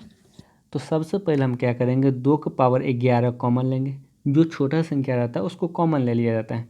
अगर हम 2 की पावर 11 कॉमन लेंगे तो यहाँ 2 का स्क्वायर बच जाएगा, 2 की पावर 2 बच जाएगा, 13 पावर में से 11 पावर कॉमन ले चुके हैं। और 2 की पावर 12 यानी 12 पावर में से 11 पावर कॉमन ले चुके तो 1 पावर बचेगा। अब हम 2 की पावर 11 पावर में से 11 पावर कॉमन ले चुके तो 0 बचेगा, और किसी संख्या का पावर जो 0 होता है वो 1 हो जाता है, यानी यहाँ 1 बचेगा। तो 2 की पावर 11 और ये 2 दूना 4 - 2 - 1, तो ये पूरा कैलकुलेशन 1 हो जाएगा। तो अगर तो यहाँ क्या बचेगा, केवल 2 की पावर 11 बचेगा, यानी ऑप्शन नंबर बी हो जाएगा इसका। तो ठीक उसी तरह इसको भी बना लेना है। नेक्स्ट आते हैं, 1 से 99 तक 4 से विभाजित होने वाली कुल कितनी संख्या है? तो इस सवाल को जब हम लोग कैसे बनाएंगे, जैसे 1 से 99 तक बोल रहे हैं, जैसे अगर हम 1 से 10 तक का बात करें, 1 से 10 तक का, तो 1 2 3 4 5 6 7 8 9 10, तो 4 से विभाजित होने वाला कितना संख्या, 1 और 2 संख्या है। तो हम क्या करेंगे, 10 को 4 से विभाजित कर देंगे, तो 2 बार में लगेगा 8, 2 शेष बच जाएगा। तो जितना बार भागफल में लगे वो आपका आंसर हो जाएगा। तो अगर यहाँ पे 1 से 99 तक बोल रहे हैं तो हम 99 को क्या करेंगे, 4 से भागा दे देंगे, तो 4 दूना 8 1 9 4 चौका 16, यानी 3 शेष बचा। शेषफल से कोई मतलब नहीं है, जितना भागफल आएगा वो आपका आंसर हो जाएगा। यानी 1 से लेकर 99 तक टोटल कितना संख्या है, 24 संख्या ऐसा है जो 4 से विभाजित है। ये तब करना है जब 1 से स्टार्ट रहे। जैसे अब यहाँ आते हैं, 25 से 125 तक कितनी ऐसी संख्या हैं जो 5 से विभाजित हैं? तो सबसे पहले हम क्या करेंगे, 1 से लेकर 125 तक निकाल लेते हैं। 1 मिनट, ठीक है। 1 से लेकर 125 तक कितना ऐसा संख्या जो 5 से विभाजित है? तो हम क्या करेंगे, 5 से इसको डिवाइड कर देंगे 125 को, तो कितना आ जाएगा, 25 5 125, यानी 25 ऐसा संख्या है जो 5 से विभाजित है। ये कहाँ से कहाँ तक आया, 1 से 125 तक, लेकिन हमें 25 से निकालना है। तो हम क्या करते हैं, 1 से 24 तक में जितना संख्या 5 से विभाजित है उसको हम माइनस कर देंगे, क्योंकि 25 से निकालना है तो हम 24 तक में जितना संख्या 5 से कटेगा उसको माइनस करेंगे। तो 1 से 24 तक में कितना संख्या 5 से विभाजित होगा, अगर हम 5 से डिवाइड करके देखें तो 5 चौका 20, भले ही 4 शेष बच रहा है उससे नहीं मतलब है, लेकिन 4 बार में लग रहा है, तो 5 चौका 20। तो अगर हम 1 से 125 तक में 1 से 24 तक को माइनस कर देंगे तो 25 से 125 तक बच जाएगा कितना, 21 ऐसा संख्या होगा जो 5 से विभाजित होगा। जैसे हम ये एक और एग्जांपल ले लेते हैं, ये 47 नंबर। 50 से 150 तक, यानी अगर 150 तक बोल दिया गया है तो 150 को भी लेना है। अगर 150 के बीच रहता तब हम 150 को नहीं लेते हैं, लेकिन तक बोल दिया है ना, तो 150 तक, तो 150 को ले लेना है। तो 150 तक यानी 1 से 150 तक कितना ऐसा संख्या होगा जो 5 से विभाजित होगा, तो 150 को हम 5 से डिवाइड करेंगे तो 30, 30 पंचे 150। उसमें से क्या करना है, 1 से 49 तक को माइनस कर देना है। 49 तक को इसलिए माइनस करना है क्योंकि 50 से हमको लेना है, तो 49 तक हम माइनस कर देंगे।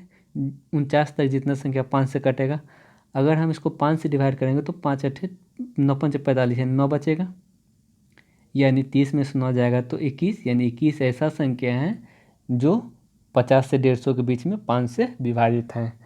तो यहाँ पे आपको ना एक जोड़ने का लफड़ा ना एक घटाने का लफड़ा, बहुत सारे ऐसा मतलब होता है कि बोला जाता है कि इसको घटा के एक जोड़ दो एक घटा दो, तो कब जोड़ना है कब घटाना है इसके कोई टेंशन नहीं लेना है। सीधा क्या करना है, 1 से लेकर 150 तक का निकाल लेना है। 30 संख्या ऐसा होगा जो 5 से कटेगा, फिर हम 49 तक का माइनस कर देंगे, यानी 1 से 49 तक 5 से कटने वाला कितना संख्या है 9, तो हम उसको माइनस करेंगे तो 21 ऐसा संख्या है जो 5 से कटेगा 50 से 150 के बीच में। बाकी 148 नंबर खुद से बना लेना है। अब नेक्स्ट आते हैं, जैसे यहाँ पे बोला जा रहा है 1 से लेकर 100 के बीच में विभाजित होने वाली कुल कितनी संख्या है, 100 के बीच में ही बोल रहा है, तो इसका मतलब 99 संख्या होगा। 1 से लेकर 100 तक के बीच बोला है, तो इसका मतलब 99 तक कितना ऐसा संख्या है जो 4 से विभाजित होगा। अगर हम 99 को 4 से विभाजित करेंगे तो 24 चौका 96, 24 बार में लग जाएगा, यानी 24 ऐसा संख्या होगा जो 1 से 100 के बीच में 4 से विभाजित होगा। के बीच बोल रहा है तो यानी उसके बीच में ही लेना है, उसको नहीं लेना है, उस संख्या को नहीं लेना है, उस संख्या के बीच में ही लेना है। जैसे 1 से 150 तक के बीच में 5 से विभाजित होने वाले कुल कितनी संख्या है, तो हम के बीच बोला रहा है ना, तो 100 के बीच में कौन हो जाएगा हाईएस्ट संख्या 99। अगर हम 99 को 5 से भागा देंगे तो टोटल कितना आ जाएगा 19, यानी टोटल कितना संख्या होगा 19 संख्या ऐसा होगा 1 से 100 के बीच में जो 5 से विभाजित होगा। ठीक है, उसी तरह इसको भी देख लेंगे, यानी 1 से 100 के बीच बोल रहा है, यानी 99 तक ही लेना है। 99 तक कितना ऐसा संख्या है जो 10 से विभाजित है, यानी 10 को 99 से भाग देंगे तो 9 बार में लगेगा, 10 नंबर 90। तो भले ही शेष कितना भी बचे उससे कोई मतलब नहीं, लेकिन भागफल 9 आया, इसका मतलब इसका जो आंसर होगा वो 9 हो जाएगा। यानी 9 ऐसा संख्या होगा 1 से 100 के बीच जो 10 से विभाजित होगा। तो अब क्लियर हो गया होगा सारा कुछ। ठीक है, अब एक नेक्स्ट टॉपिक पढ़ते हैं। 1 से 25 तक लिखने के लिए कुल कितने अंकों की आवश्यकता पड़ेगी। सबसे पहले 1 से लेकर 9 तक में कुल कितना अंक आ जाता है, तो 9 में से घटाएंगे 8, फिर 1 जोड़ देंगे, यानी 9 संख्या आ जाता है। इस 1 से लेकर 9 तक अगर हम लिखेंगे तो हमें एक ही अंक का जरूरत पड़ता है, यानी 9 संख्या को लिखने के लिए हमें 9 अंक का जरूरत पड़ेगा। अब अगर हम 10 से 25 तक बात करें, 10 से 25 तक, तो टोटल कितना संख्या हो जाएगा। अगर हम एक चीज़ देखें, खुद से देखें, 3 से लेकर 5 तक कितना संख्या है, तो हम कैसे निकालते हैं, 5 में से 3 गया 2, फिर 1 ऐड कर देंगे, यानी टोटल 3 संख्या है। कैसे, 3 4 5, टोटल 3 संख्या हो गया ना 3 से लेकर 5 तक में। तो हम क्या करते हैं, जैसे अगर हमें 6 से लेकर 10 तक निकालना है, 6 से लेकर 10 तक कितना संख्या है, 6 से 10 तक, तो 10 में से 6 घटाएंगे तो 4, फिर 1 जोड़ देंगे तो 5, यानी 6 से लेकर 10 तक में टोटल 5 संख्या है। कैसे, 6 7 8 9 10, तो यानी 1 2 3 4 5 संख्या हो गए। तो अगर हमें 6 से 10 तक का निकालना है कितना संख्या है, तो पहले हम दोनों का अंतर निकाल कर एक ऐड कर देंगे। अगर 6 से 10 के बीच बोले तब ऐड नहीं करेंगे, लेकिन 6 से 10 तक बोले तब हम क्या करेंगे, एक ऐड कर देंगे। उसी तरह अगर 1 से 9 तक हम निकालें तो कितना संख्या है, टोटल 9 संख्या हो जाएगा।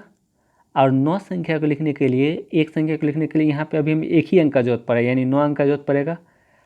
अब 10 से 25 तक में टोटल कितना संख्या हो गया, 25 में से 10 गया 15, और एक ऐड करेंगे तो टोटल 16 संख्या है। और एक संख्या अगर हम 10 लिखते हैं तो हमें 2 अंक का जरूरत पड़ता है, एक अंक 1 और एक अंक 0, यानी अगर हम एक संख्या लिखने के लिए 2 अंक का जरूरत पड़ रहा है तो 16 संख्या लिखने के लिए 16 दूना 32 अंक का जरूरत पड़ेगा। तो टोटल हमारे पास कितना अंक का जरूरत पड़ा, 32 यहाँ 9 यहाँ, यानी 32 9 41 अंक का जरूरत पड़ेगा, यानी ऑप्शन नंबर डी हो जाएगा। एक और सवाल के माध्यम से हम इस सवाल को अच्छे से समझेंगे। जैसे 1 से लेकर 50 तक लिखने में कुल कितने अंकों की आवश्यकता पड़ेगी। तो सबसे पहले हम एक अंक का कितना संख्या, 1 से लेकर 9 तक एक अंक का संख्या है, तो टोटल कितना संख्या होगा, 9 में से गया 8, फिर 1 जोड़ेंगे तो 9, यानी इस 9 संख्या को लिखने के लिए हमें एक अंक का जरूरत पड़ता है, यानी टोटल 9 अंक हो जाएगा। फिर 10 से लेकर 50 तक में टोटल कितना संख्या हो जाएगा, 50 में से 10 गया 40 और एक ऐड करेंगे तो 41, यानी 41 टोटल संख्या है। और एक संख्या लिखने के लिए हमें 2 अंक का जरूरत पड़ता है, तो 41 संख्या लिखने के लिए 41 दूना 82, यानी 82 अंक का जरूरत पड़ेगा, यानी टोटल मिला के हमें 91 अंकों का जरूरत पड़ा। ठीक है, जिससे अगर हम ये सवाल खुद से बना लेना, एक अपना मन से सवाल देते हैं, 1 से लेकर 200 तक लिखने में कितना अंक का जरूरत पड़ेगा, लिखने में 200 तक लिखने में कितना अंक। तो सबसे पहले हम क्या करते हैं, एक अंक वाले को अलग कर लेते हैं। एक अंक वाला कहाँ से कहाँ तक है, 1 से लेकर 9 तक। 1 से 9 तक कितना टोटल संख्या है, 9, और इस 9 संख्या को लिखने के लिए हमें एक ही अंक का जरूरत पड़ेगा, तो यानी टोटल 9 अंक का जरूरत पड़ गया। फिर हम 2 अंक को अलग लिख लेते हैं, यानी 10 से लेकर 99 तक 2 अंक वाला संख्या आ जाएगा। तो 10 से लेकर 99 तक टोटल कितना संख्या, इस दोनों को घटाएंगे तो 89, अब प्लस एक ऐड भी तो करते हैं ना, तो 90 टोटल संख्या है। और एक संख्या को लिखने के लिए हमें 2 अंक का जरूरत पड़ रहा है, तो 90 संख्या को लिखने के लिए 90 दूना 180 अंक का जरूरत पड़ेगा। अब हम फिर क्या करते हैं, 100 से लेकर 200 तक में कितना संख्या वो निकाल लेते हैं। तो हम क्या करेंगे, इस दोनों को घटाएंगे तो कितना आ जाएगा 100, और एक संख्या को लिखने के लिए हमें 3 अंक का जरूरत पड़ रहा है, तो 100 संख्या को लिखने के लिए 100 गुने 3, यानी 300 अंक का जरूरत पड़ेगा। यहाँ पे 3 अंक की संख्या है ना, तो अगर हम एक संख्या को लिखने के लिए 3 अंक का जरूरत पड़ रहा है, तो यहाँ पे 101 संख्या हो जाएगी, क्योंकि 200 में से हम 100 घटाएंगे तो 100 आएगा, फिर एक तो ऐड भी तो करते हैं ना, तो टोटल 101 संख्या है। और एक संख्या लिखने के लिए अगर हमें 3 अंक का जरूरत पड़ रहा है, तो 101 संख्या लिखने के लिए 101 गुना 3 यानी 303 अंकों की जरूरत पड़ेगा। तो टोटल कितना अंक हो जाएगा, 9 3 12, 8 1 9, 3 1 4, यानी 492 अंक का जरूरत पड़ जाएगा। आशा है अब खुद समझ गए होंगे। अब बाकी सवाल खुद से बना लेना है। ये सवाल जैसे एक सवाल और बता देते हैं, उसका खुद से बना लेना। 1 से लेकर 100 तक, तो पहले हम क्या करेंगे, 1 से लेकर 9 तक टोटल कितना संख्या हो जाएगा, 9 में से गया 8, फिर एक जोड़ देंगे 9, और एक संख्या को लिखने के लिए 1 अंक का जरूरत पड़ा है, तो 9 संख्या को लिखने के लिए 9 अंक।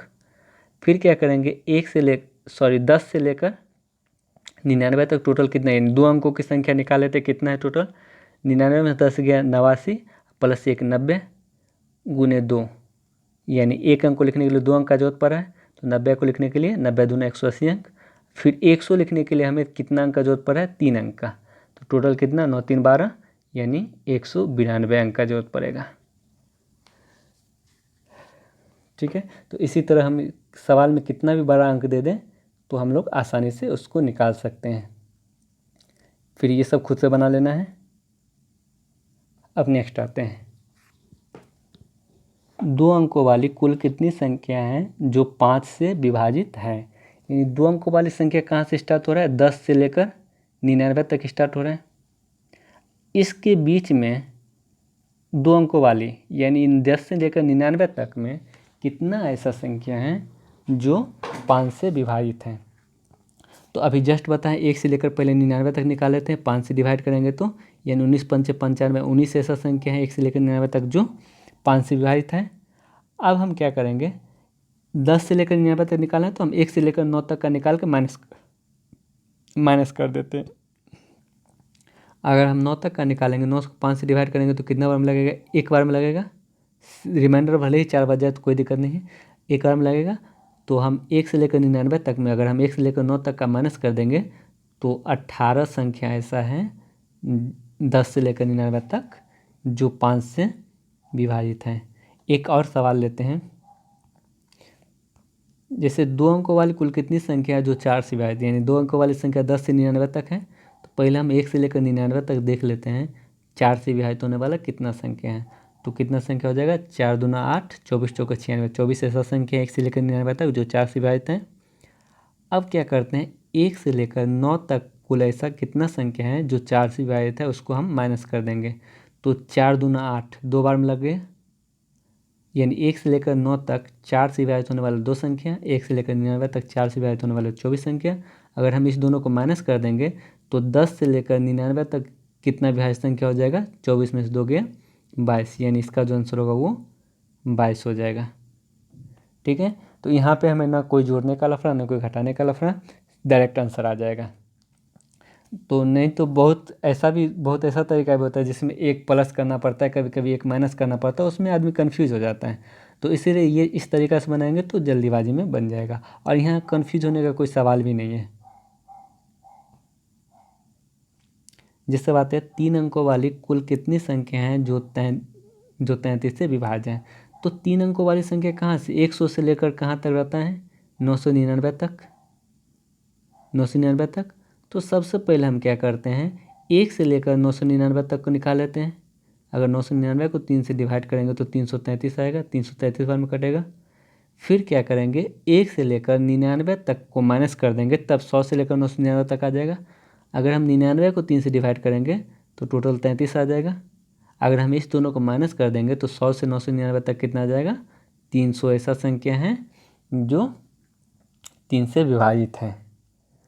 उसी तरह से हम इसको भी बना सकते हैं, 57 नंबर को, ये 57 नंबर भी बता देते हैं, उसके बाद खुद से प्रैक्टिस कर लेना है।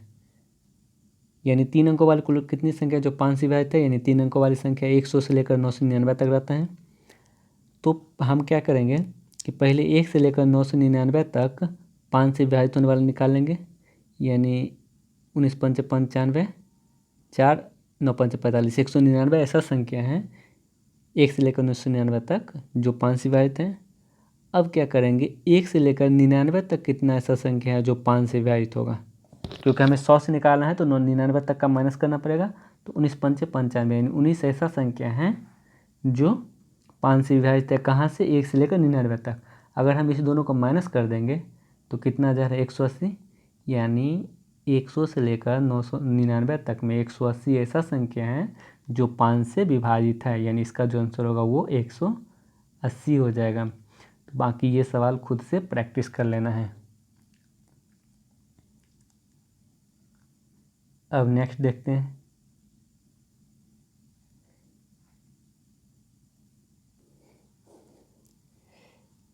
एक से 40 तक 2 और 3 से विभाजित होने वाला कुल कितना संख्या है। देखिए 2 और 3 दोनों से विभाजित होना चाहिए, 2 और 3। अगर 2 और 3 से कौन संख्या विभाजित होगी, यानी 2 3 का एलसीएम 6, यानी जो संख्या 6 से विभाजित होगी वो संख्या 2 और 3 से विभाजित होगी।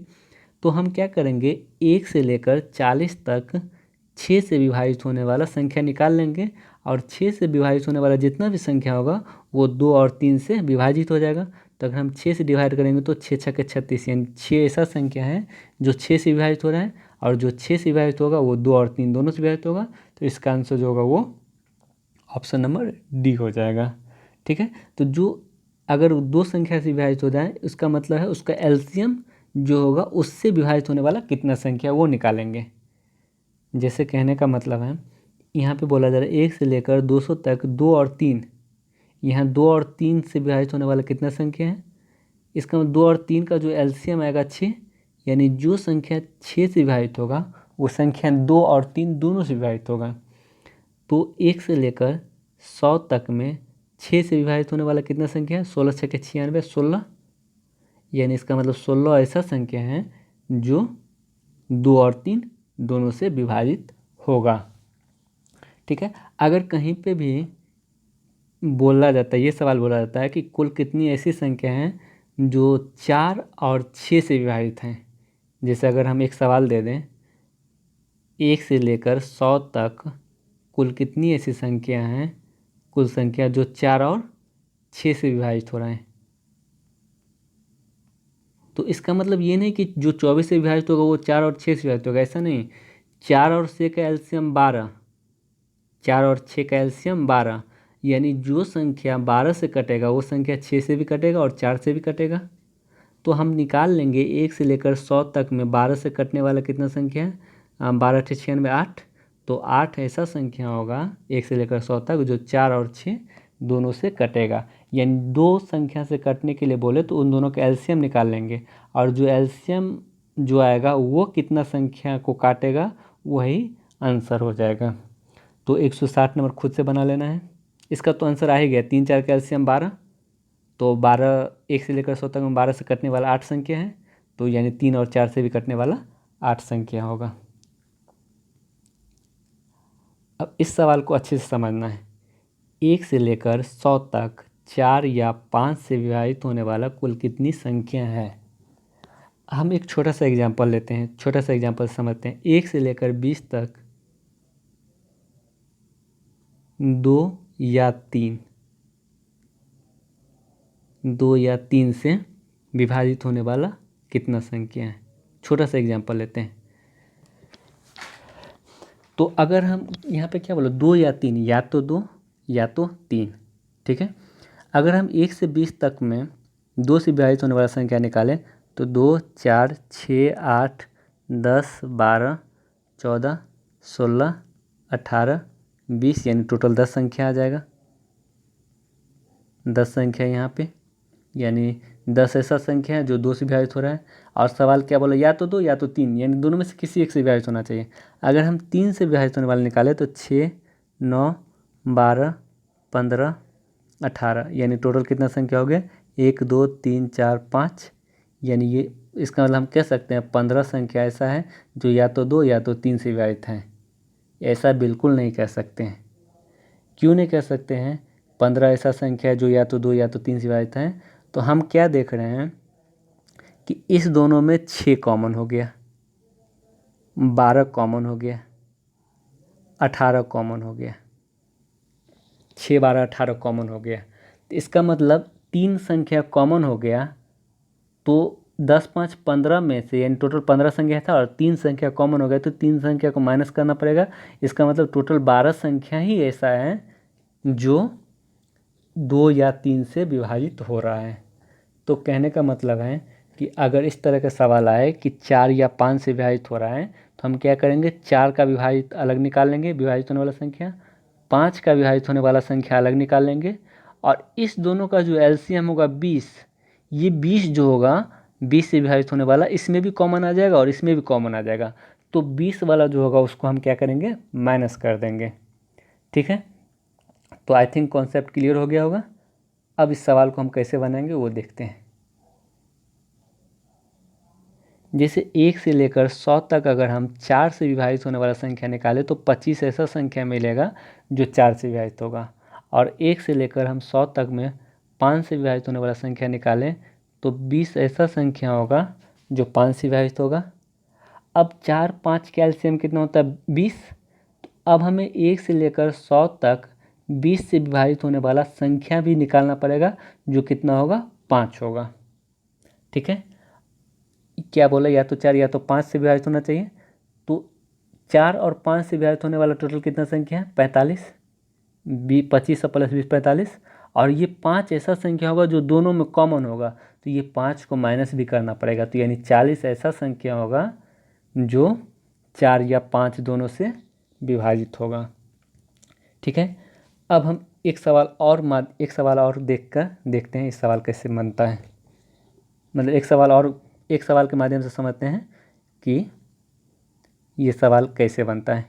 जैसे 1 से 50 तक 2 या 3 से विभाजित होने वाले कुल कितनी संख्या है। तो सबसे पहले हम क्या करेंगे, 1 से 50 तक 2 से विभाजित होने वाला कितना संख्या है 25, और 1 से 50 तक में 3 से विभाजित होने वाला कितना संख्या है 16 3 48, यानी 16। तो कहने का मतलब 1 से 50 तक 2 या 3 से विभाजित होने वाला कितना संख्या है 6 5 11, 2 1 3 1 4 41। लेकिन कुछ ऐसा संख्या होगा, यानी इस दोनों का एलसीएम 6, यानी 6 से विभाजित होने वाला इसमें भी काउंट हो गया होगा, इसमें भी काउंट हो गया, दोनों में काउंट हो गया होगा 6 से विभाजित होने वाला।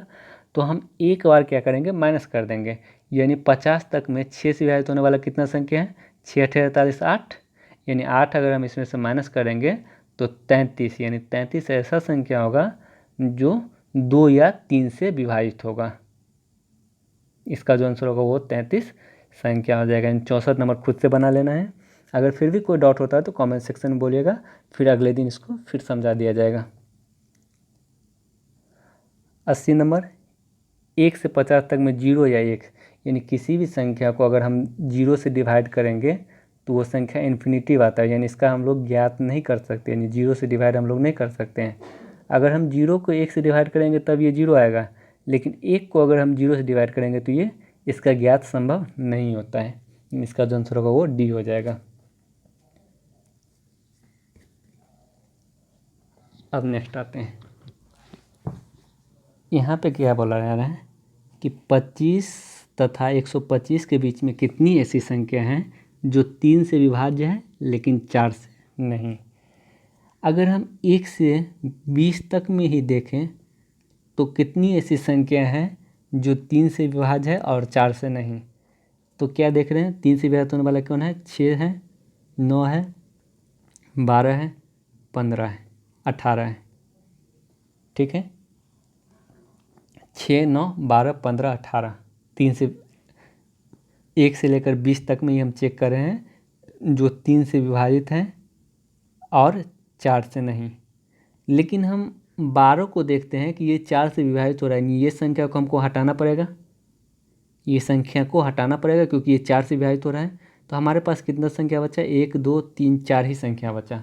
तो हम इसका मतलब कह सकते हैं, यानी 3 और 4 का जो एलसीएम आएगा 12, यानी वो 12 से मल्टीपल वाले संख्या को हटाना पड़ जाएगा।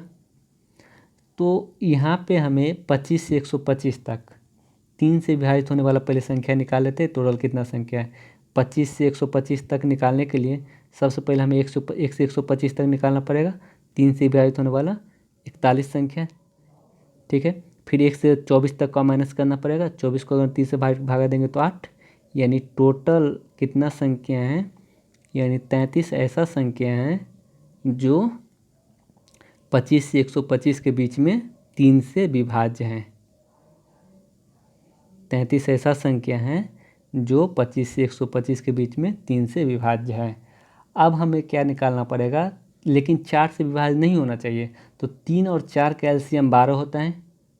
अब हमें निकालना पड़ेगा कि 25 से 125 तक 12 से विभाज्य वाला कितना संख्या है। तो पहले हम 1 से 125 तक निकाल लेते हैं 12 से विभाज्य होने वाला 10 संख्या। फिर 1 से 25 तक में 12 से विभाजित होने वाला 12 दूना 24 2 संख्या। अगर हम इस दोनों घटाएंगे तो 10 में 2 के 8, यानी 1 से 25 तक में 12 से विभाजित होने वाला, 25 से 125 ना, यहाँ पे 25 से 125 तक 12 से विभाज्य होने वाला 8 संख्या हो गया। अब देखिए 25 से 125 तक 3 से विभाजित होने वाला 33 संख्या और 12 से विभाजित होने वाला 8 संख्या आ गया। तो हमें क्या बोल रहा है कि 4 से विभाजित नहीं होना चाहिए। कितनी ऐसी संख्या जो 300 हो लेकिन 4 से नहीं हो।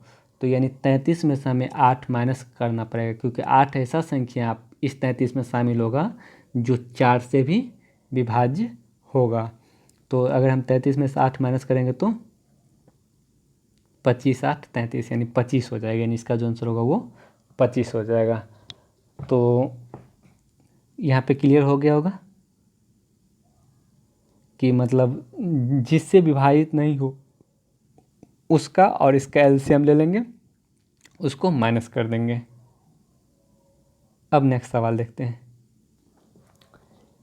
1 से 100 के बीच में कुल कितनी ऐसी संख्या है जो 4 से न केवल विभाजित हो जबकि 4 एक संख्या के रूप में मौजूद भी हो।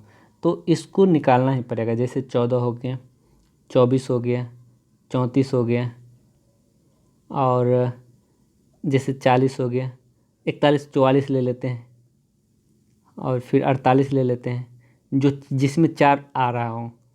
फिर 54 ले लेते हैं, फिर 64 ले लेते हैं, फिर 74 ले लेते हैं, फिर 84 ले लेते हैं, फिर 94 ले लेते हैं। तो अब देखते हैं कौन ऐसा संख्या है जो 4 से कट रहा है। ये नहीं होगा, ये होगा, इसमें 4 भी शामिल है, ये भी नहीं होगा। ये 4 से कट रहा है और 4 भी शामिल है, यहाँ भी 4 से कट रहा है, 4 भी शामिल है, यहाँ भी 4 से कट रहा है, 4 भी शामिल है। ये 4 से नहीं कट पा रहा है, ये 4 से कट रहा है और 4 भी शामिल है, ये भी नहीं हो पाएगा। ये 4 से कट रहा है, 4 भी शामिल है, और ये भी नहीं हो पाएगा। टोटल कितना संख्या होगा, 1 2 3 4 5 6, यानी टोटल 6 संख्या हो जाएगा वैसा, जिसमें 4 भी शामिल है और 4 से कट भी रहा है। तो जो चीज़ संख्या में शामिल करने के लिए बोले वो संख्या में शामिल रहने देंगे। जैसे यहाँ पे बोला 3 से न केवल पूरी तरह विभाजित हो और 3 बल्कि एक संख्या के रूप में मौजूद भी हो, तो 3 ले लेंगे, फिर 13 पे आ जाएंगे, फिर 23 पे आ जाएंगे, फिर 30 से लेकर 40 तक में टोटल संख्या लिख लेंगे, 30 भी हो जाएगा। केवल कटने वाला संख्या लेते हैं, 33, 36, 39।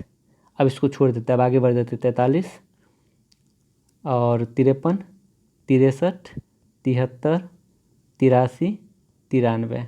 तो एक ये 3 से कटने वाला और 3 भी मौजूद है, ये नहीं हो पाएगा, ये भी नहीं हो पाएगा। एक यहाँ पे 2, 3, 4, 5, ये 43 में भी नहीं हो पाएगा, 3 से नहीं कट रहा है। ये 53 भी 3 से नहीं कट रहा है, 63 3 से कट रहा है और 3 भी शामिल है इसमें, ये भी नहीं हो पाएगा और ये भी नहीं हो पाएगा। एक ये हो जाएगा। टोटल कितना संख्या होगा? 1, 2, 3, 4, 5, 6, 7, यानी टोटल कितना संख्या है? 7 संख्या है। और यहाँ पे कितना गया था? टोटल 6 संख्या आ गया था। नहीं, 6 संख्या नहीं, यहाँ भी 7 ही संख्या होगा, क्योंकि यहाँ भी तो हम 4 छोड़ चुके हैं ना। 4 भी ऐसा संख्या है जो 4 से कट रहा है और इसमें 4 भी शामिल है, तो इसका जो आंसर होगा वो 7 हो जाएगा। यानी ऐसा 7 ही संख्या, यानी मैक्सिमम केस में आपको 7 ही संख्या ऐसा मिलेगा। जैसे इसी को देख लेते हैं, 6 से न केवल विभाजित हो बल्कि 6 एक संख्या के रूप में मौजूद भी हो। तो पहला 6, उसके बाद 16, 26, 36, 46, 56, उसके बाद 60, 66, 76 और 86, बस हो गया, और 96। तो इस जिसमें 6 भी शामिल है और 6 से कट रहा है वो संख्या लेने के लिए ये 16 हटाना पड़ेगा, 26 भी हटाना पड़ेगा, 36 सही है, 46 भी हटाना पड़ेगा, 56 भी हटाना पड़ेगा, 60 सही है, 76 भी हटाना पड़ेगा, 86 भी हटाना पड़ेगा। तो कितना ऐसा संख्या? 1, 2, 3, 4, 5, यानी यहाँ पे केवल 5 संख्या ऐसा है। कहीं मिस तो नहीं कर रहे हैं ना? नहीं, ठीक है, यानी यहाँ पे टोटल 5 ही संख्या ऐसा है जो 6 से विभाजित भी है और जिसमें 6 शामिल भी है। अब सेम इसको भी बना लेंगे। 1 से 50 तक के कितने ऐसा संख्या जिसके जो 5 से विभाजित है और उसके अंकों का योग भी 5 है। तो आपके पास मिलेगा 5 एक ऐसा संख्या मिलेगा और एक 50 ऐसा संख्या मिलेगा, और कोई ऐसा संख्या नहीं मिलेगा जो 5 से विभाजित हो और अंकों का योग भी 5 हो। तो जो इसका आंसर होगा वो 2 हो जाएगा।